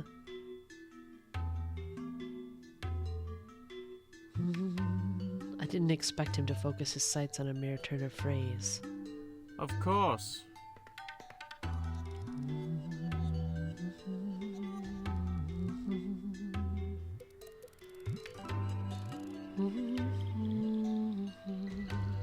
He remains standing upright, but I notice his shoulders drooping slightly, as if some invisible weight presses upon them.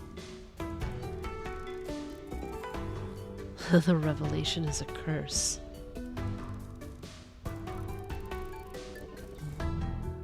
Aziz hangs his head. I almost read it like nodding, as if he's nodding to himself. This isn't what I want at all. My oyster has shriveled into a pebble.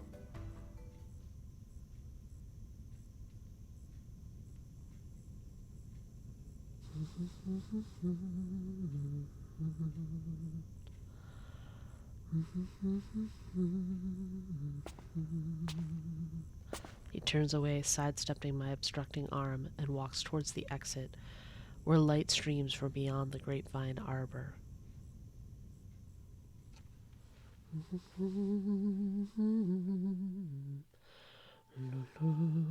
Also, ordinary Genshin player, my day has barely begun.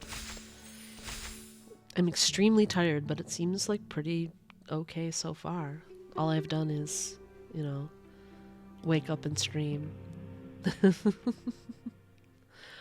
I'm just thinking, I just have a lot of thoughts in my head right now.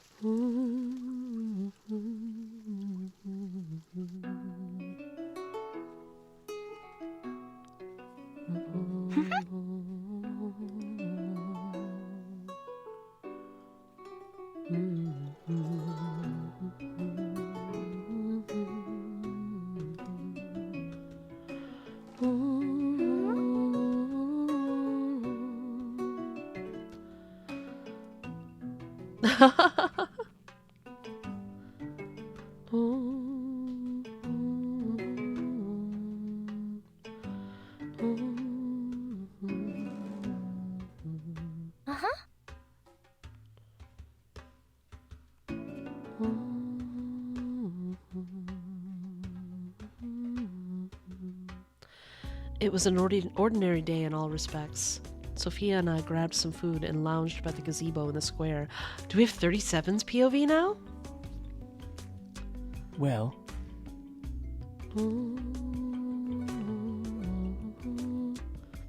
Or are we back at 210? Oh. No, it's gotta be 37's.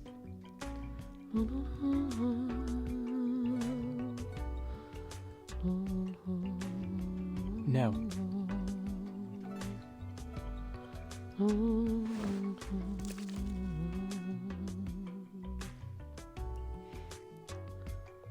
Although I think the number 210 is significantly overestimated by the public. I wouldn't hate a walking grapevine stand. 37's so odd. It's been a while since I ate the grapes on your head.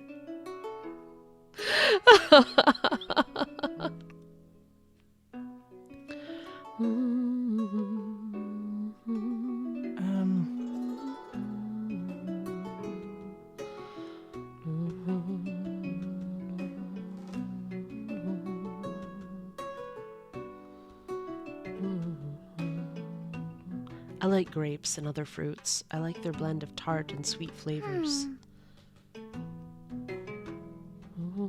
One of your few endearing qualities. Don't downplay it.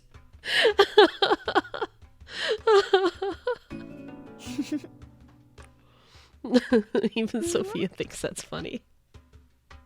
I just think.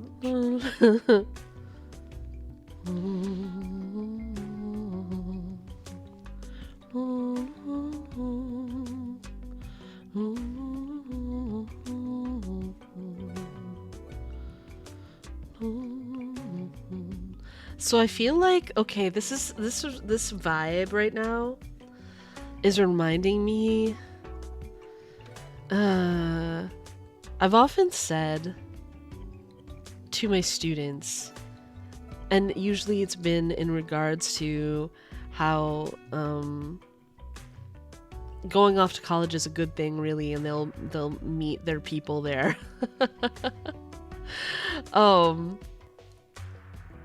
Like going out into the world, they're more likely to meet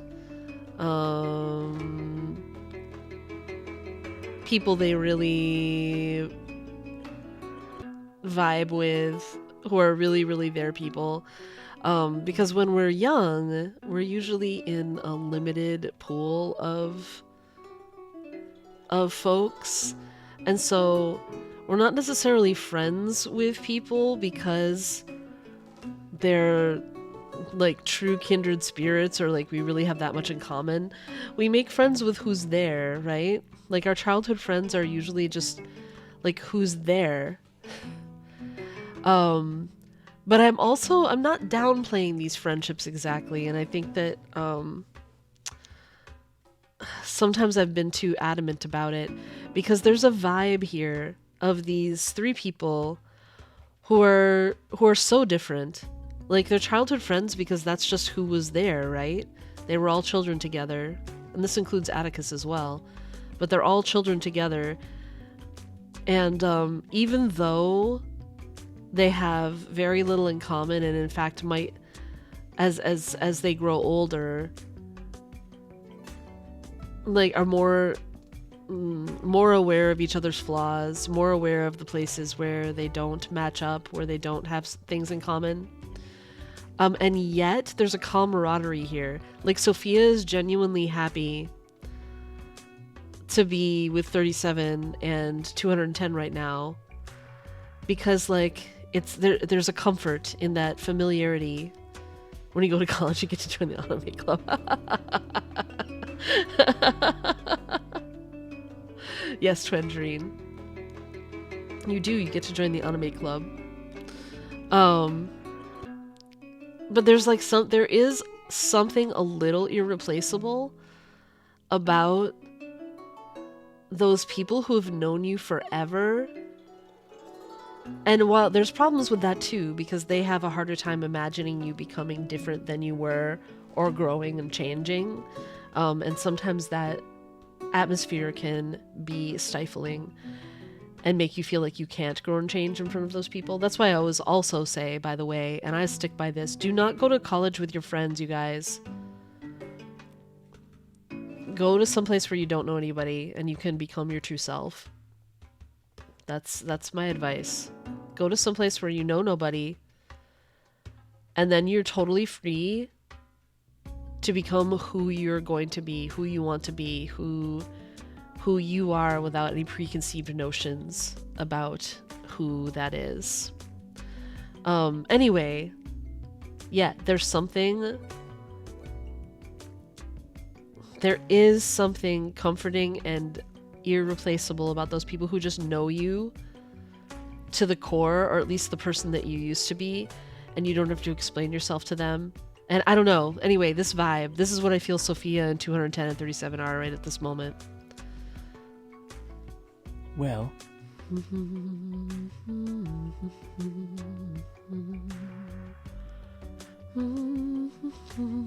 Atticus was in this group. Or go to a massive state school where it doesn't matter if 80% of your high school goes there, because so has every other high school in the state. Right, true. And you're not going to see any of them. You're going to college with your girlfriend, you're going to be roommates, and it's such a good decision. We've known each other for 3 months.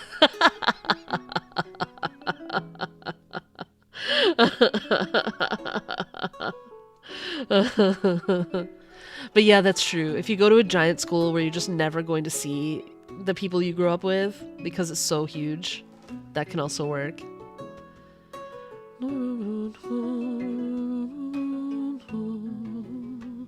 I went to a place where I didn't know anybody, so that's probably why I'm a little biased towards that. And it's scary, but at the same time, I felt so free to just become myself.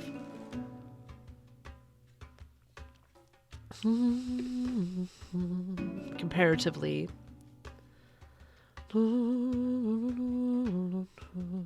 Given that,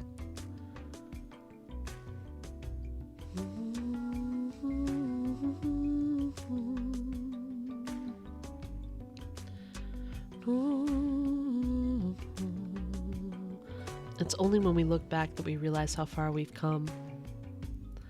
Talking about the past brings us some joy. You get back pain and depression. Oh my goodness, Luna. Just fun when you're like, oh, I didn't know you ended up here.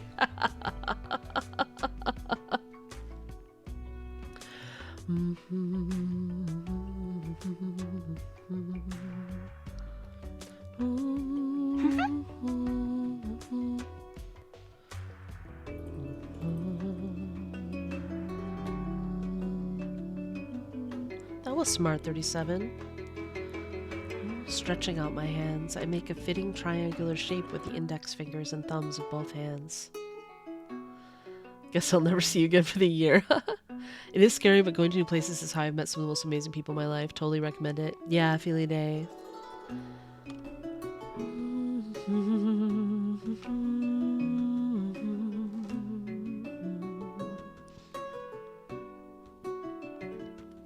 Welcome back, Sunny.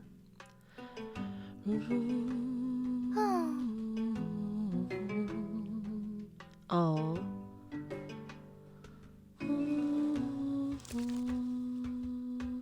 210 has begun to eat the grapes draping from his head as well, a sure sign that he's beginning to relax.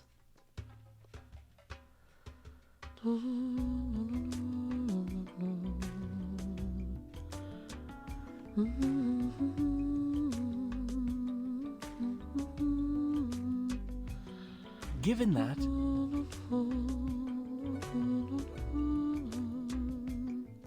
yes, that was actually the right thing to do, 210. No.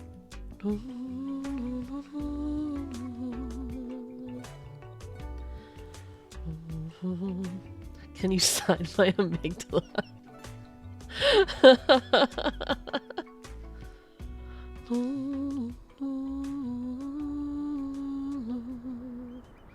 Huh.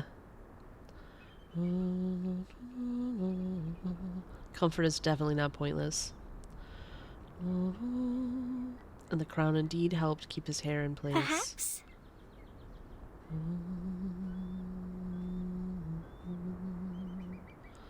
No.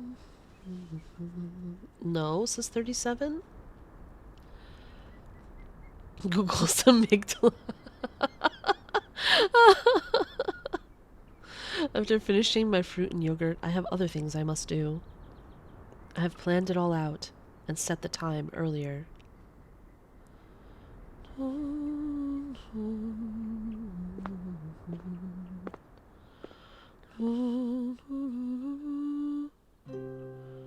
This is my first time on meal delivery duty.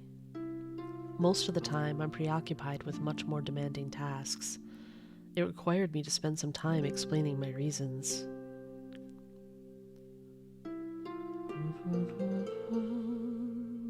Oh, she's calling him Six now. He must be surprised by my arrival. As surprised as when he first heard me call him Six instead of Atticus.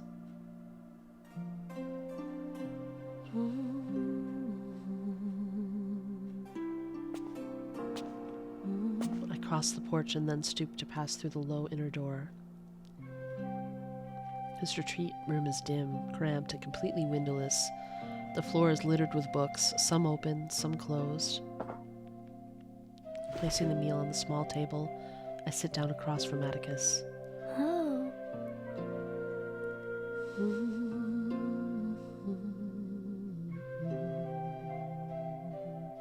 Tastes like 143. Wait, is that a person?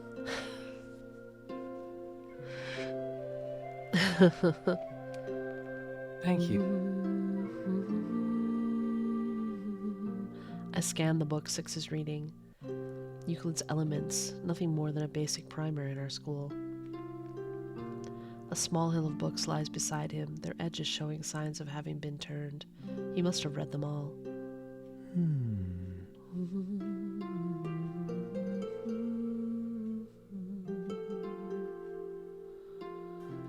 So that thing he wears on his head, Sophia sort of made it, except that... Oh, okay, I kind of love that this headpiece that he has, that's been in his design all along, was made by his friends. Like, it was Sophia's gift, but also, and 37 had a good idea to put into it, but then also 210 saved it from being extraordinarily uncomfortable, as it would have been if 37's design had gone through. Like, the three of them together really are responsible for this headpiece that keeps his hair out of the way. I don't know why I'm so into this, like, weird little childhood friendship, but I just am. He ponders and seems to answer his own question wordlessly. He seems different from usual.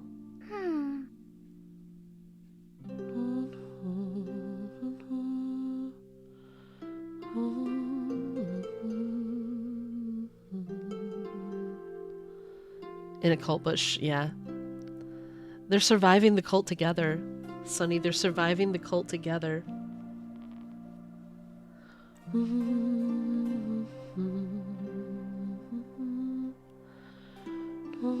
The bigger six lacks spare time, always talking about the ship, too busy to even stop for a moment. Wait, was that six on the trip? Surely not. So... I came to you, the smaller six, as opposed to the bigger six.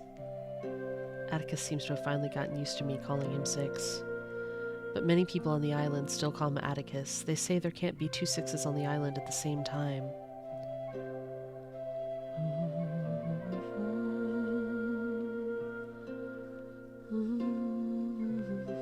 Atticus says, she's the way better six. Please go to her. Leave me alone.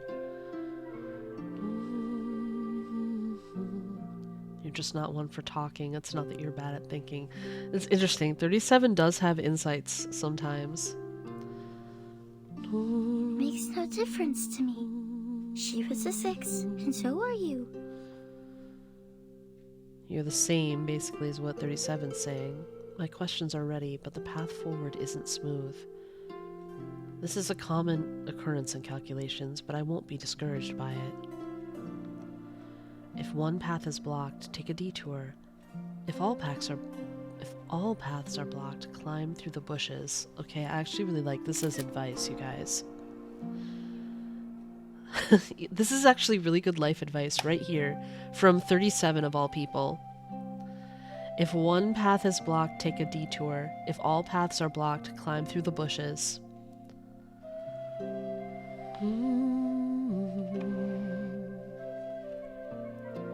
You heard it here, friends. Bushes and walls of books aren't all that different. I know how to climb past them to reach my destination.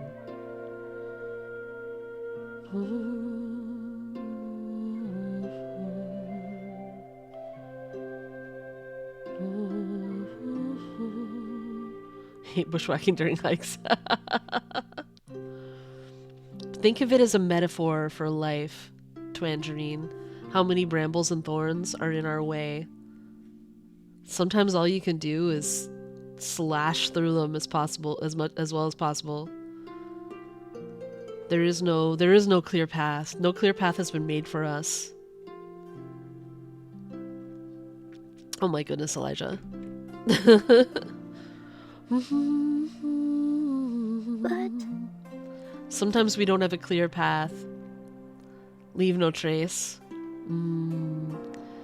But what if that means we have to stand there still forever and just rot in place?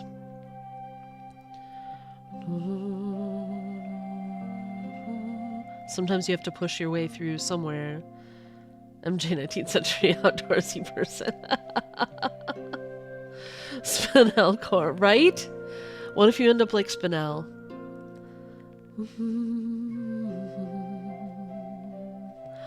Amazing, Shelley!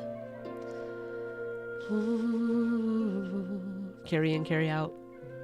But what if you're stuck there because you can't move? Even proof leading to the wrong result should be documented. Yes, it should. 37.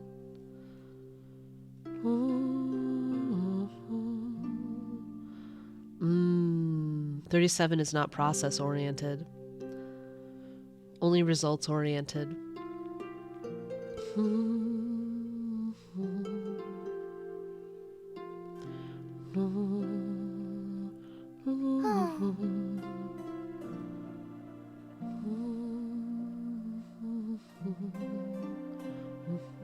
I would never leave you in the garden alone for centuries, Elijah. Never, ever, ever.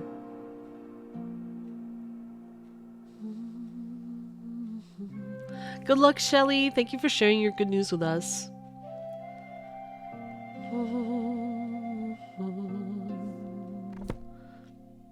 "37 doesn't know if she's right or wrong." He closes elements and turns towards me. I suddenly realize it's been a long time since we last met. His blue eyes are becoming more like those of 6. Yes, as they should. 6s are the same, in essence.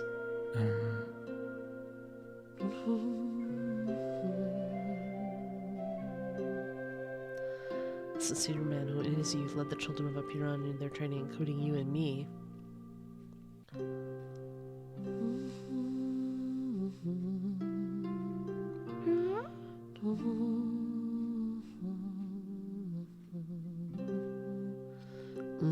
Not everything does have an answer. 37. Life is more complicated. He smiles and shakes his head.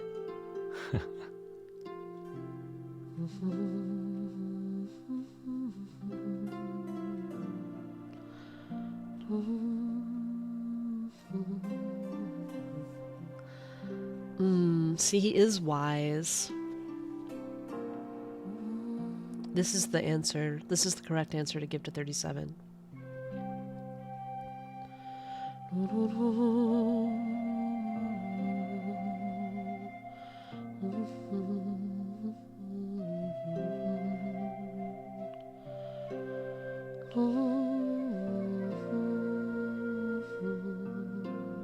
Oh. 6 is right. It wasn't a pleasant debate between 26 and me. Since Sophia's arrival, I've not seen anyone give me that kind of look. But...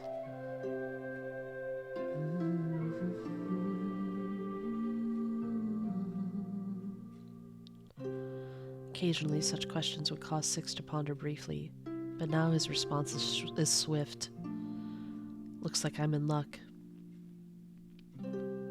Value is relative, says Atticus. Objection!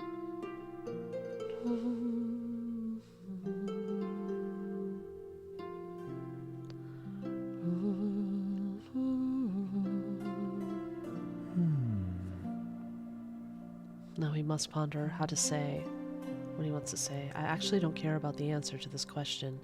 It's irrelevant to mathematics. But debates over definitions are always my weakness. Though I'm convinced that I'm right, I fail to convince others.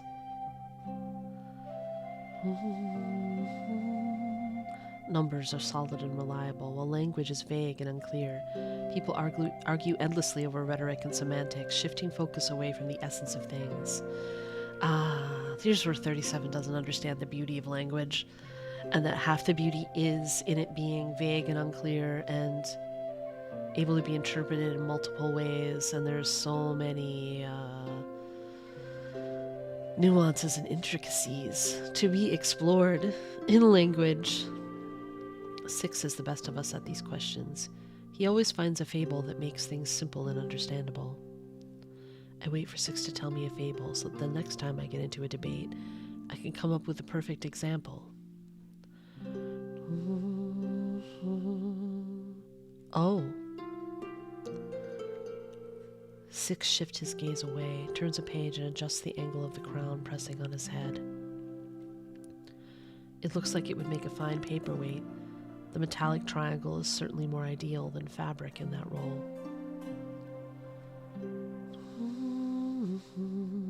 No.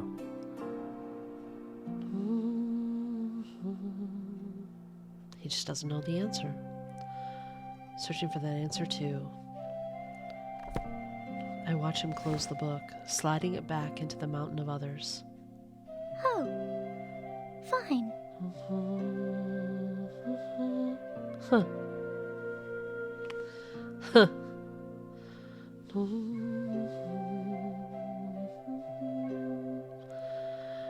Ah, he learned this from Sophia. It's better to try something than do nothing at all.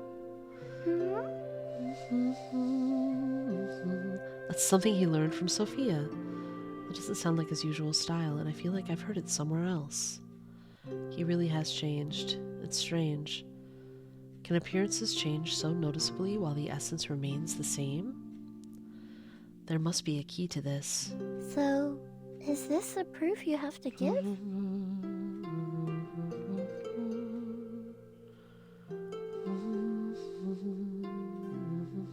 Yeah.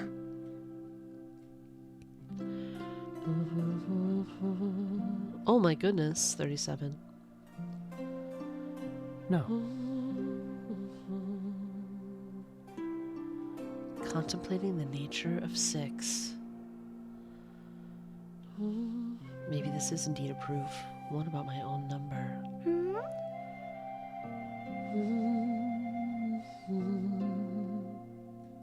6's answer seems to wait on a breath. He flips through the book with a faint smile.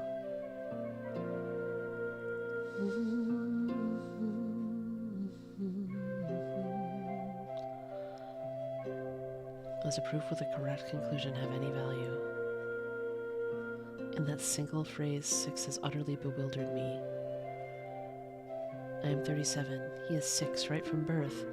Neither of us ever proved our numbers, but we simply know the answer to be right. It's enough. The essence cannot change, so why would 6 ask such a question? It's a needless worry, a waste of effort. But I suddenly feel I shouldn't disturb him anymore. The work of a proof mustn't be interrupted or hindered. That's a rule everyone knows.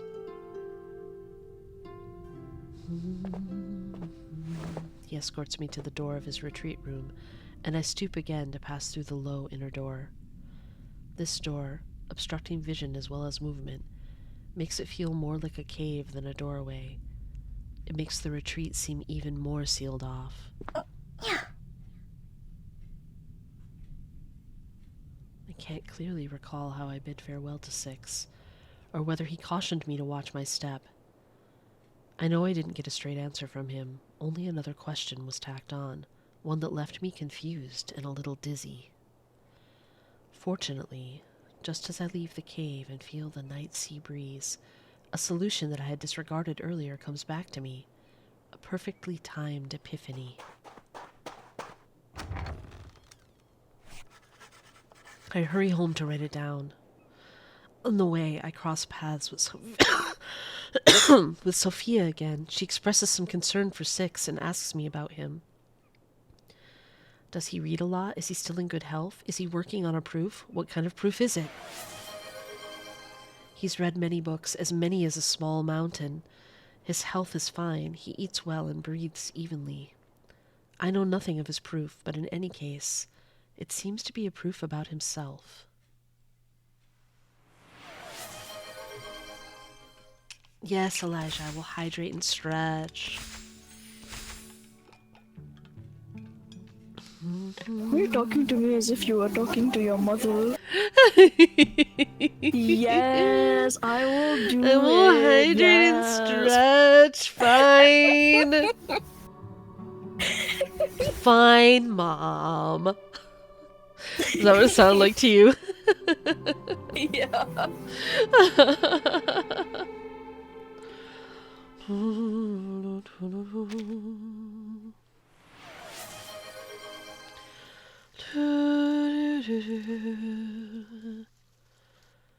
I will get up and pet the cat, Shez, though it might be... I might not be petting her until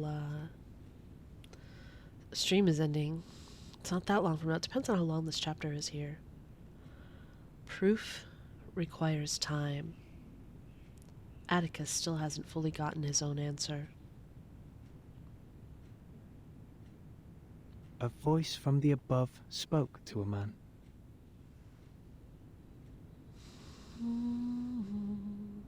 Outside his retreat room, people are chopping down trees from the forest, slicing the wood into planks.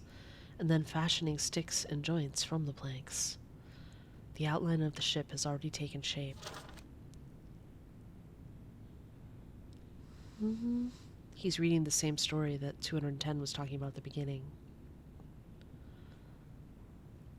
A ship signifies the start of a journey. It carries people and goods across the waters and discovers new worlds. People call out, communicating with one another, choosing a direction. You're on vacation at the end of the day? Shez, wonderful. When the man lay sick in bed. Will all that you have promised finally arrive? Pushing, pushing, and then more pushing. Clear grooves are left in the sand. Oh. He's grown up 6 now. He's been in this retreat a while.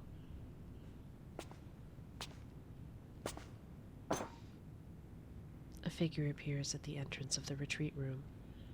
He walks over to the desk and places down a dinner tray, but does not sit down. Well, that's outstanding. Ah, and now we have adult 210 as well.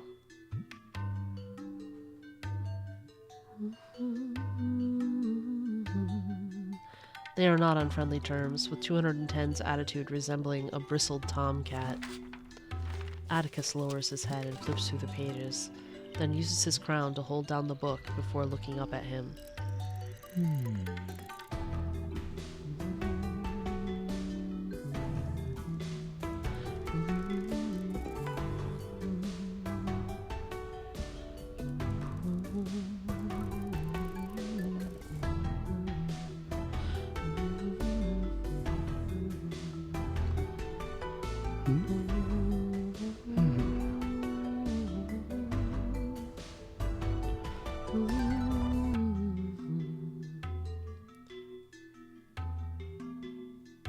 Oh, that 6 is on the ship. Well, now we know how he became the current 6. Since we know that everyone on that ship dies.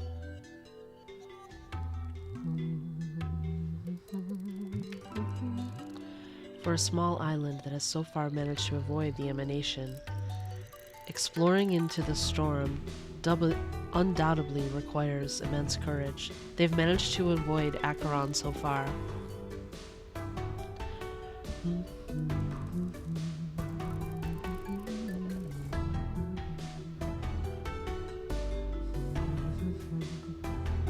This is destined to be a great journey where people confirm and reconfirm their hypotheses, staking their lives for the opportunity to discover new horizons and search for the truth.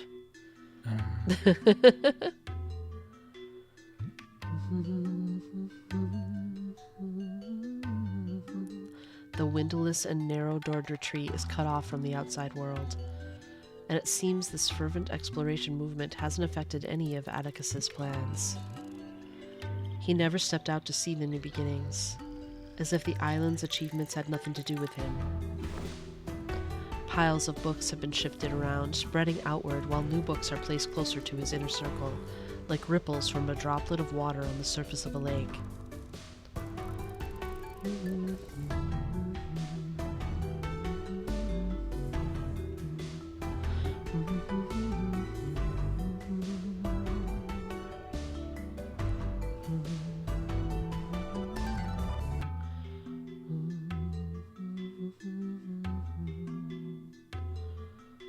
$210 just always has to push those buttons, man.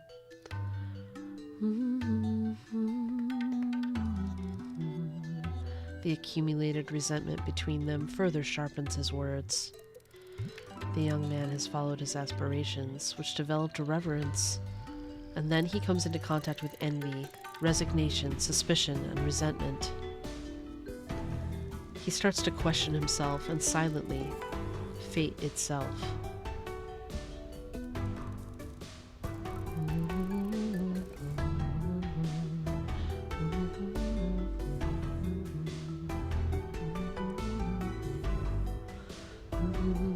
Otherwise.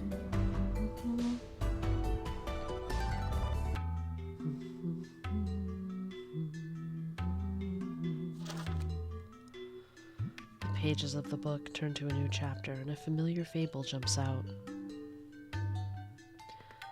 6 is only a number. Therefore,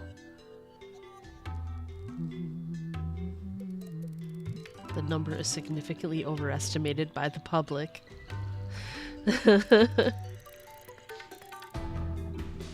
A fable that tells a familiar story. This is the 3rd time Atticus has read it today.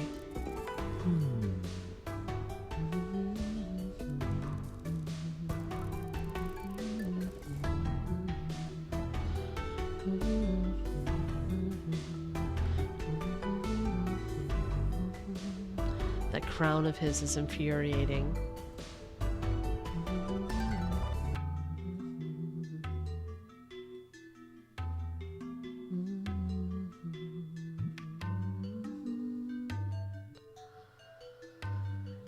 Does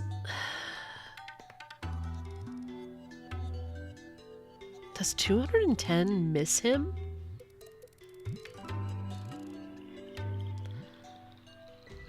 You're so obsessed with it that you neglect friends and family.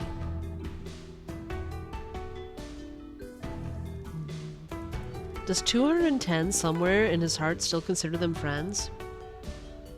Does 210 miss him? Does he miss the old times when the 4 of them... Yeah, well, the resentment over him still wearing the headpiece that the 3 of them made for him, like the way that it just like digs into him, like enrages him kind of unreasonably.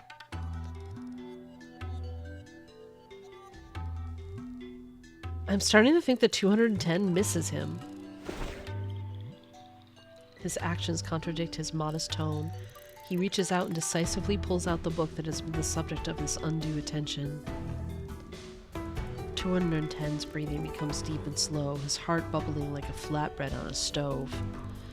It's a picture book. The voice from above. It's so familiar, so ordinary. Every child on the island has heard this story at some point or another. meaning?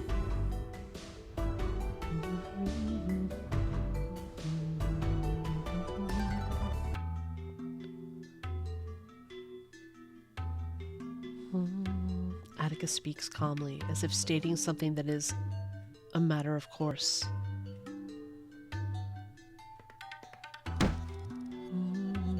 In anger, 210 leans forward, clenches his fist, and presses it on the table.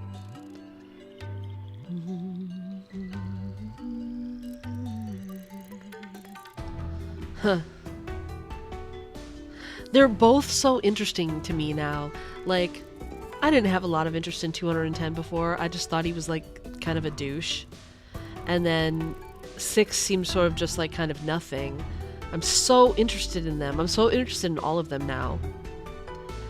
This little foursome of childhood friends are so interesting to me.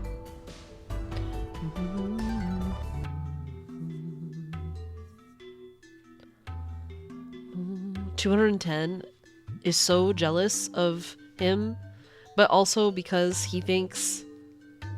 You say this every time you play Reverse. This game is so good. Why didn't more people not realize how good this game is?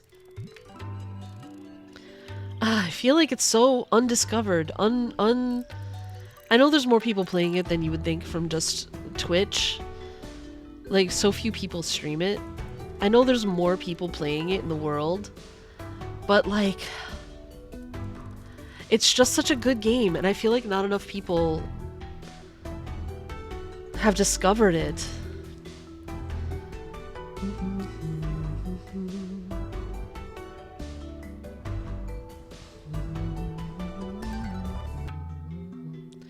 You value your kin less than a children's fable. You see your friendly neighbors as vague others.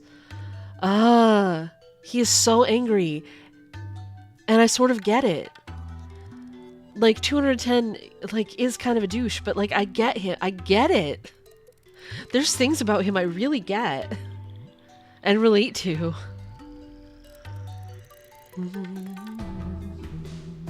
A blessing bestowed upon the least deserving person. I don't really get professional jealousy. I don't get this type of jealousy. So this isn't part of the part that I get personally, but I also can see how much it's tormenting him. Cool, Liraj 1, welcome in. Oh my goodness. I cannot relate to you, but welcome in, Skipper.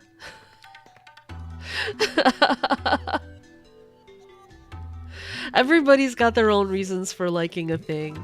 To me, it seems like such a tragedy, such a crime, I'm so appalled that anyone would skip the dialogue in a game with a story this good.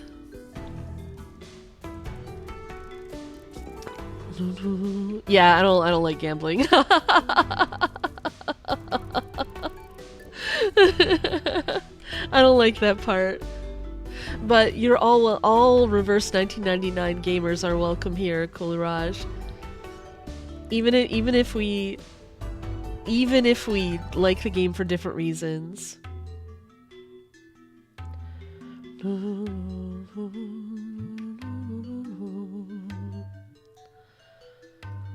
It's just this dynamic between these characters is so chef's kiss. It's written so well. It's so perfect. Yes, even you, Twangerine.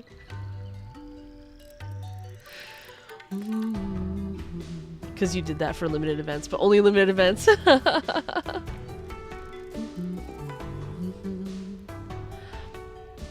Cool, Cooliraj, you can, the event story is not so much, but the main story at least, you can go back and actually replay in your game, if that helps, and then maybe you can, your pace can, you can decide on your pace. 210's voice chokes in his throat, then with a snort, sizzles out like a flame in water. Okay, I actually just really like this prose right here, and I need to save it for certain types of things that I struggle to describe. Oh, thank you so much for the follow. Welcome in. Shadow, welcome in.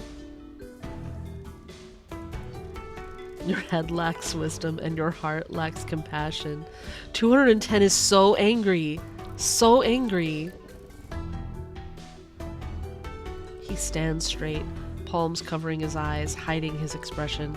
I can see that you will be the reason why we stagnate in seeking the truth. Like, he's wrong about a lot, but he's not wrong about everything. And I don't know, these characters are just so interesting and good. Progress is relative. Atticus lifts his head from the book, and his blue eyes are widened. Like, I actually think that Atticus is mostly right about all the conflicts between them, but I also get, like, being really freaking frustrated with him. I get it all.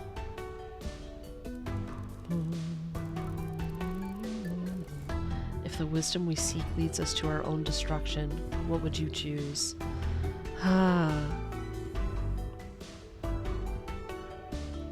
I wonder if he believes, he already knows that the people on the ship aren't going to survive.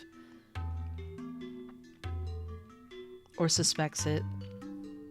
And wishes it wasn't happening, and that's why he can't go out there and be like, bon voyage, you know?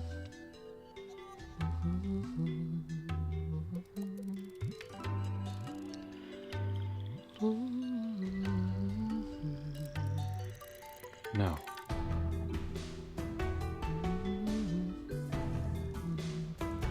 The misalignment in the conversation leads to misunderstanding, and 210's anger almost becomes tangible and touchable.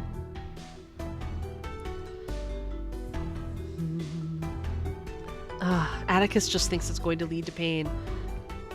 He thinks something's going to go wrong. Agreed, Elijah. Their resentment towards one another boils past reconciliation.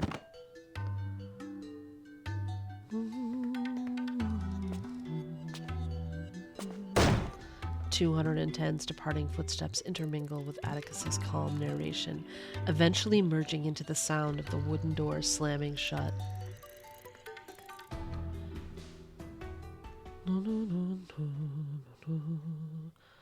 Ah.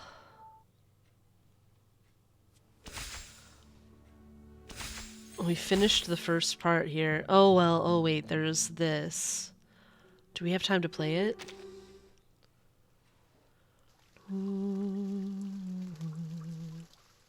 Ah, enjoy your bagel, Shadow. And also good morning. Actually, good morning. After 210 left in anger, I heard the shouts of people as the ship set sail. This debate wasn't planned. It inevitably disrupted the balance, like dropping a pinch of dust on one side of the scale. Each pinch wasn't very heavy. Even a breath could blow it away. But bit by bit, they still made their impact. And the balance begins to tilt. Oh.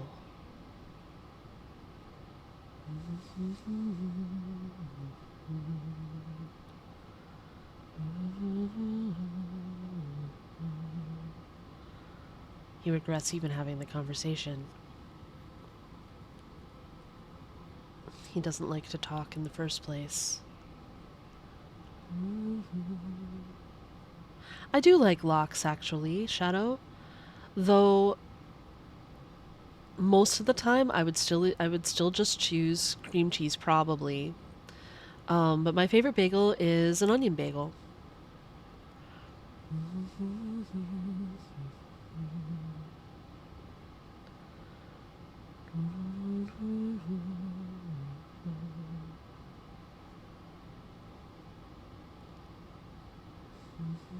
I learned to converse with myself. Language, when devoid of other listeners, diminishes in impact, but accelerates self-reflection.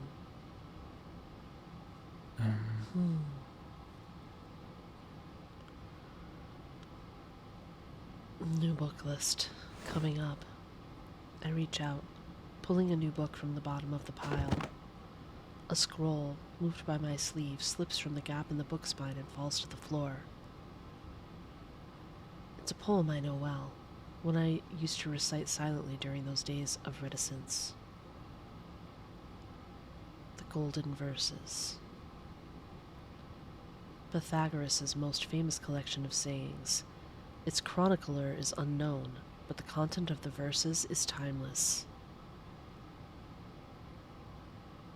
To think deeply, to restrain oneself, to pursue the treasures of the mind and soul, to respect the gods and the supreme, to honor the daemons and the inhabitants of the elements, to rise above lower worldly natures.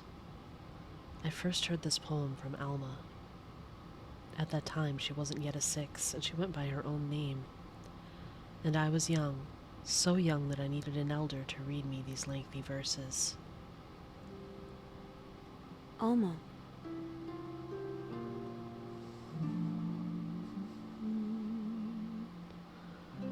Fate is like a huge millstone on which mortals roll back and forth, enduring endless suffering.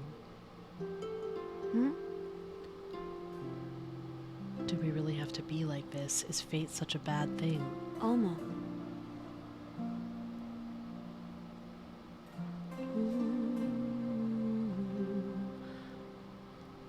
Seth, welcome in. Though I know how I should say it to make Elijah happy, and probably Seth. Hi, Seth. Hi, MJ.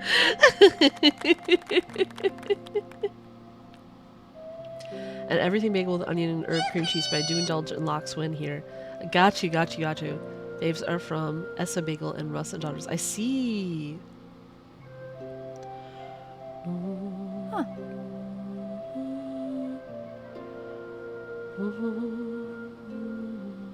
Alma moves the book away from her face, yawning under the gazebo. Why are you not asleep yet?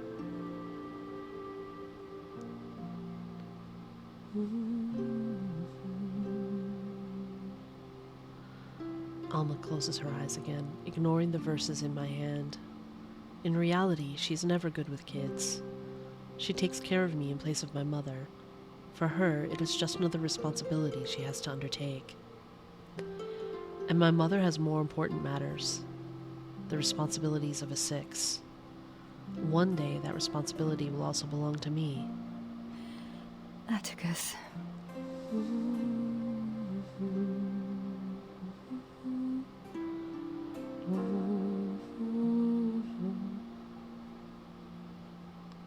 Atticus just wants to understand fate.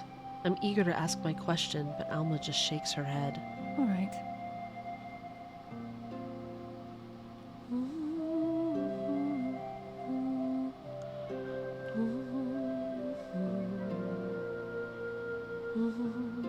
But if you stay fixated on these abstract concepts, the happiness that's right in front of you will slip away.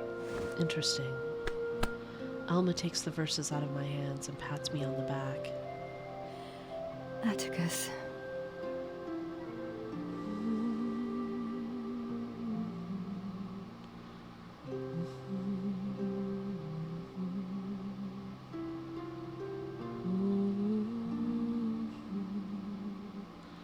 Very few people know how to escape their own misfortune, for they have not yet seen their own fate.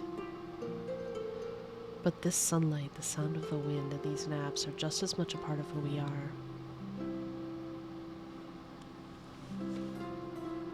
Yes, I think 60. Let's lie here together, savoring these rare, precious moments. Alma places the golden verses on her face and drifts back to sleep. Property of Mork, welcome in. Doesn't guarantee apply? Yes, there is a guarantee if you lost your 50-50. She has always been a humorous and light-hearted person, standing out like a glass bead among pebbles on this island of strict rules. And I am a solitary and precocious child, prematurely subjected to the burdensome weight of responsibility. Only around Alma did I feel any relief. I hear the birds singing, the wind whispering, and the distant sound of waves crashing against the shore. I have read many profound books, memorized many ancient maxims, and dealt with many complex calculations. But it was Alma that provided me with the golden verses, with a page filled with bright annotations.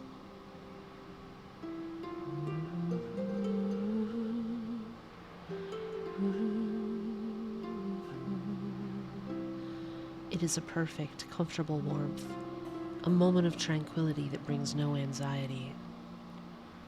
Like the waves that occasionally lap at my toes at the edge of the island, gently approaching and then retreating, providing a cool sensation that brings joy to a stroll along the beach.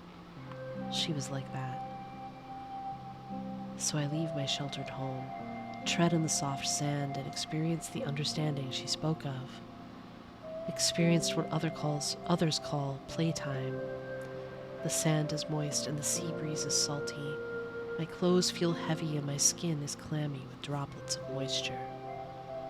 The vast sea always by my side, with waves lapping against the shore, yet they never soaked me fully.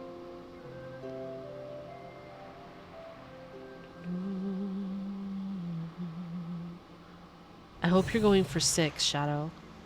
It'll be good for your, oh! No. Darkness itself isn't to be feared. There's no danger in it. Those imaginary monsters only exist in the minds of children who can't distinguish fantasy not from like reality.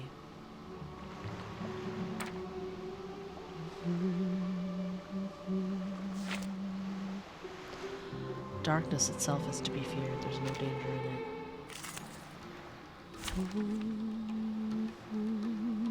Oh, only 6. Okay. And not my 6, but their 6. My duty lies with you.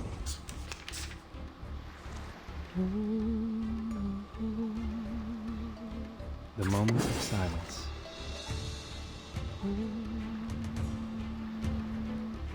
The moment moment of utterance. Benefit It's from weird to play reading. just him. Shadow, so did I. Stay balanced.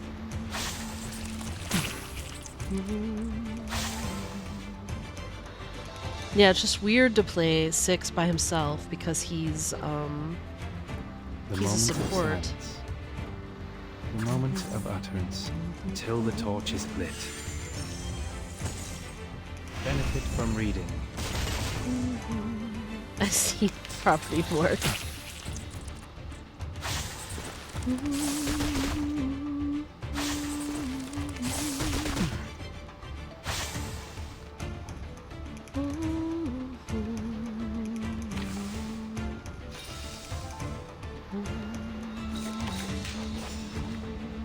The moment of silence. Time for tongues to speak of truth till the torch is lit.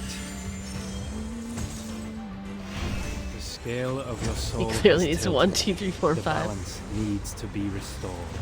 Not that he can't do any damage, it's just that, you know, mostly he's there to help everyone else do more damage. He does do damage on his own, as you could see. The moment of utterance. Time for ears to listen. We walk in long nights. Learn from silence.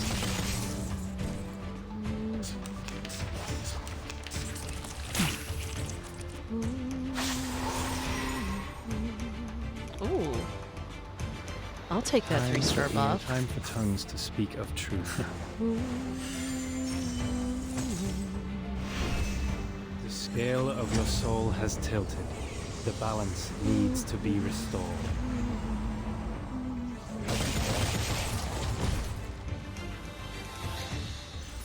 Victory secured. I should excuse myself.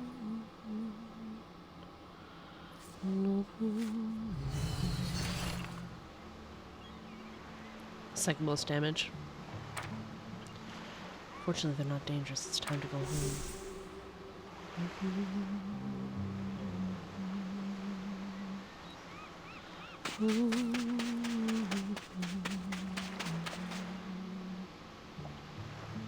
Yeah, his ultimate can do a lot of damage.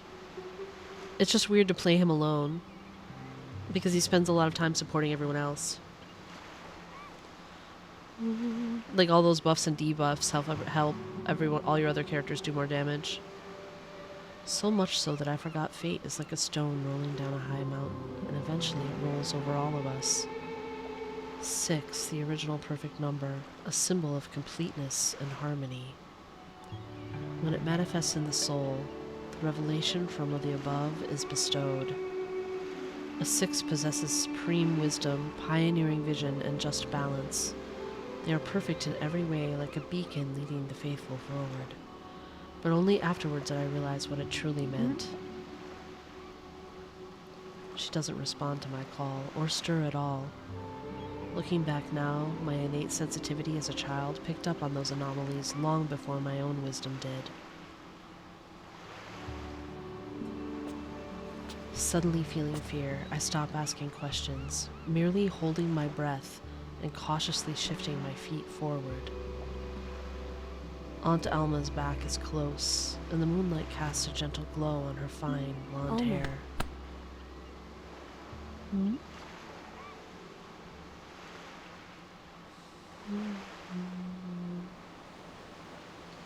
Waves roll in again, sweeping over my feet.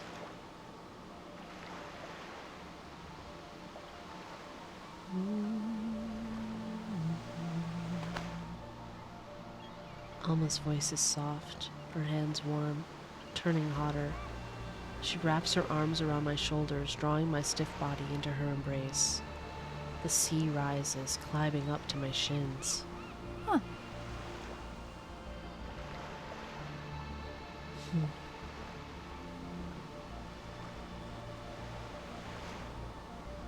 She's figured it out. She combs my hair, wiping off the sweat I'd built from running, and straightens my collar. Poor child.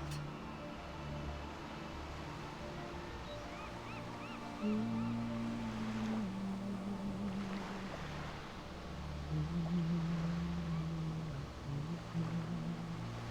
be afraid, my child.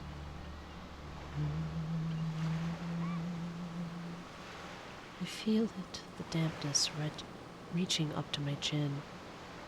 Who are you? Probably not Fire Shadow. I think I just need to finish this chapter.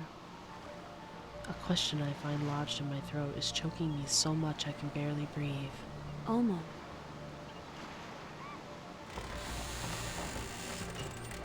Hey! Oh. The man's shout suddenly rings out.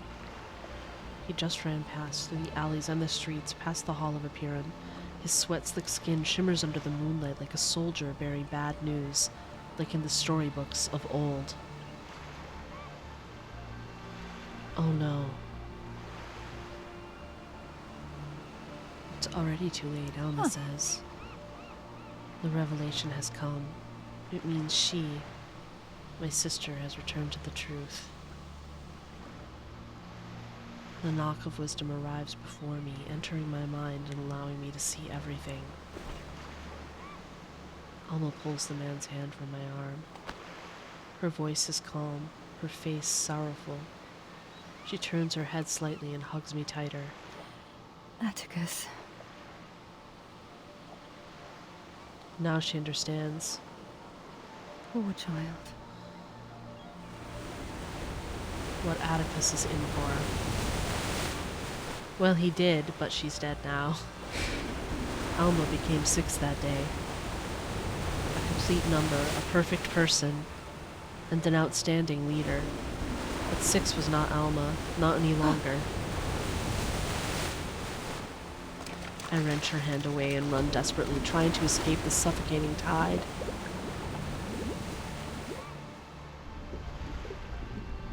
Until the choking waves overwhelm me, and I find myself back on the beach, unconsciously reciting the golden verses. My fear originates from it, yet when I feel uncertain I still return here, like a child who can't imagine straying too far from home. Pray to the gods for what you are about to do. Through a blur, the silhouette of a new 6 emerges. Complete, wise, her words clear and impeccable like the ancient maxims. Pray to the gods for what you are about to do. Pray that all goes well. When you have familiarized yourself with all this, you will know the system of eternal gods and mortal men.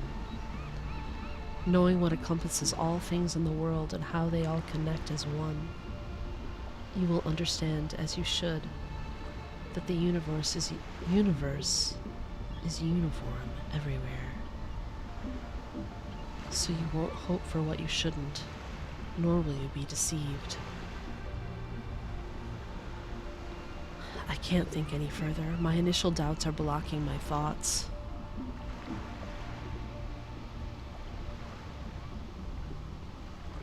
Yes, poor child. The sea completely engulfs my head, the suffocation reminding me that I have lost someone dear to me forever. And this is the blessing from above. Oh. For a long time afterward, I could not sleep in peace. I would often sneak down to the beach, listening to the waves until exhaustion at last closed my eyes. In a daze, a voice of wisdom would say, "Don't fear, child. Remember that the grace of the gods is given in the form of disaster, and endure it patiently. Such is fate. Do not complain."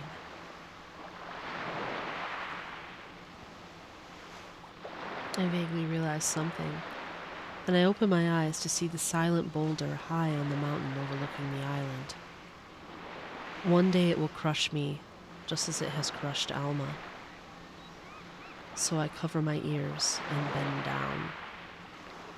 From then on, I no longer gaze at the boulder on the mountain, nor look at the teetering bottle on the table.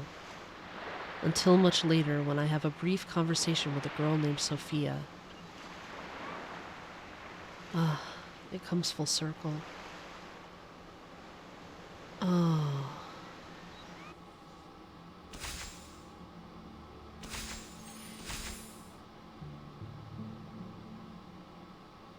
Do we keep going or do we stop here? I think we must stop here, probably. Oh boy. The thing is, I'm not sure if I'm going to be able to complete this on stream. 12 days, 21 hours. Technically, I could save this for next Friday. And not run out of days.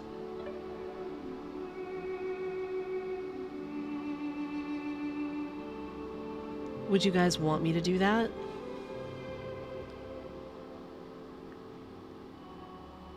Would you want me to finish playing it on stream?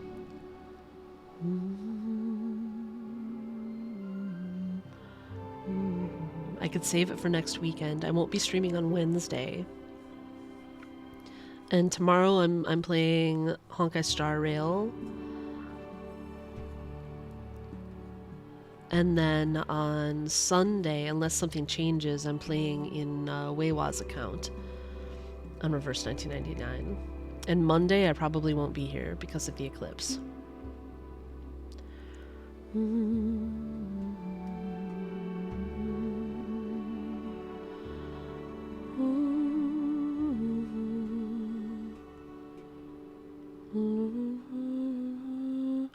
But I won't run out of days as long as I play it. As long as I play it in the next 12 days. So if I came back to this next Friday, it would be okay. And we could finish it. Or I could try to finish it now. I guess there's no particular reason why I have to stop. What do you guys want to do? Go on? Save for next Friday? What do you want to do?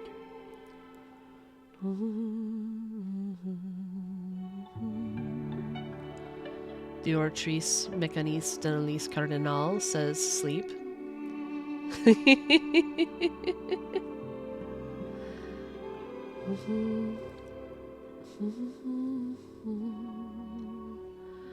I'm not sure about the itch. Like, I want to keep going, but I'm also really tired.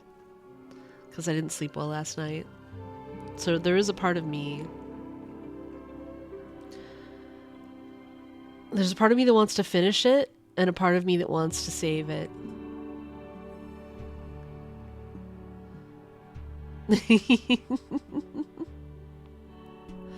Alright, but we have to play it next Friday, because I don't want to run out of days for it. It's only here still for 12 days and 21 hours, so...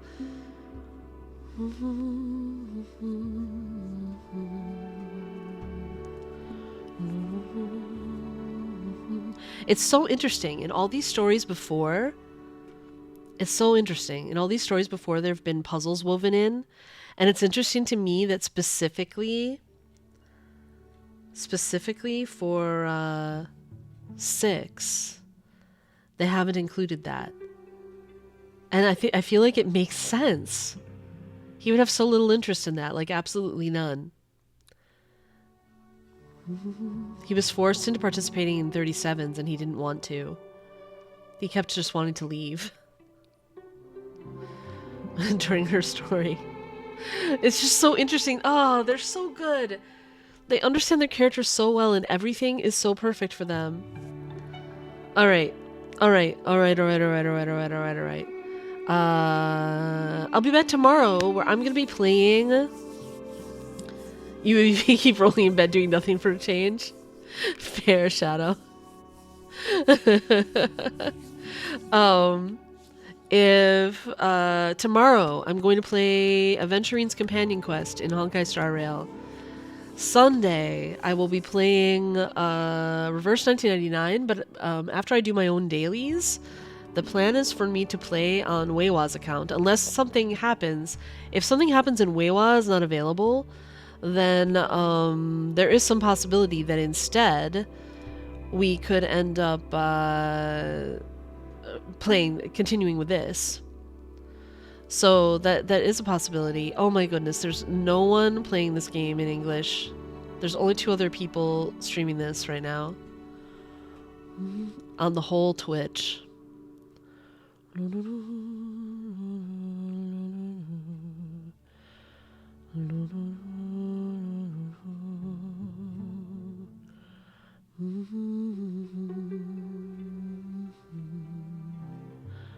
Wow, there's not many people streaming at all compared to my usual list. So maybe we go see our friends. Play on your account if I can't play on WayWaz. That's true. That's true. I could, Shadow.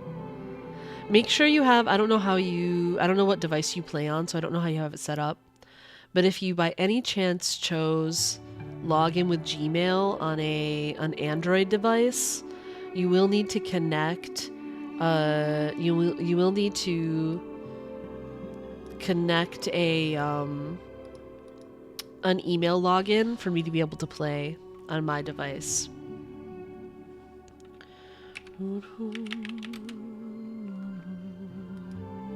I'm just gonna drop us off someplace comfy and cozy. There's only two other people playing Reverse 1999 right now, and neither of them is playing in English, or neither of them is an English-speaking streamer. So I feel like that could be difficult for a lot of folks here, and there's hardly anyone playing at all on my. You're on iPhone. Oh, I see.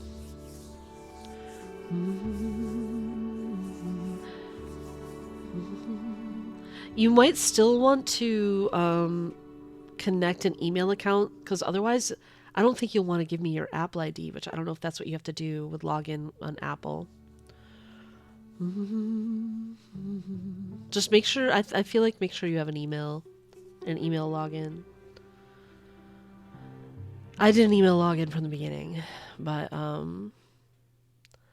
there is the option to log in using Apple, but I wouldn't be able to do that unless I logged in with your Apple ID, which is obviously a terrible idea. You guys, I'll see you guys soon. This has been lovely. This is what I wanted to play today. Yes, using Apple. Ha ha ha. Email by default. Wonderful. Perfect. The raid's about to go.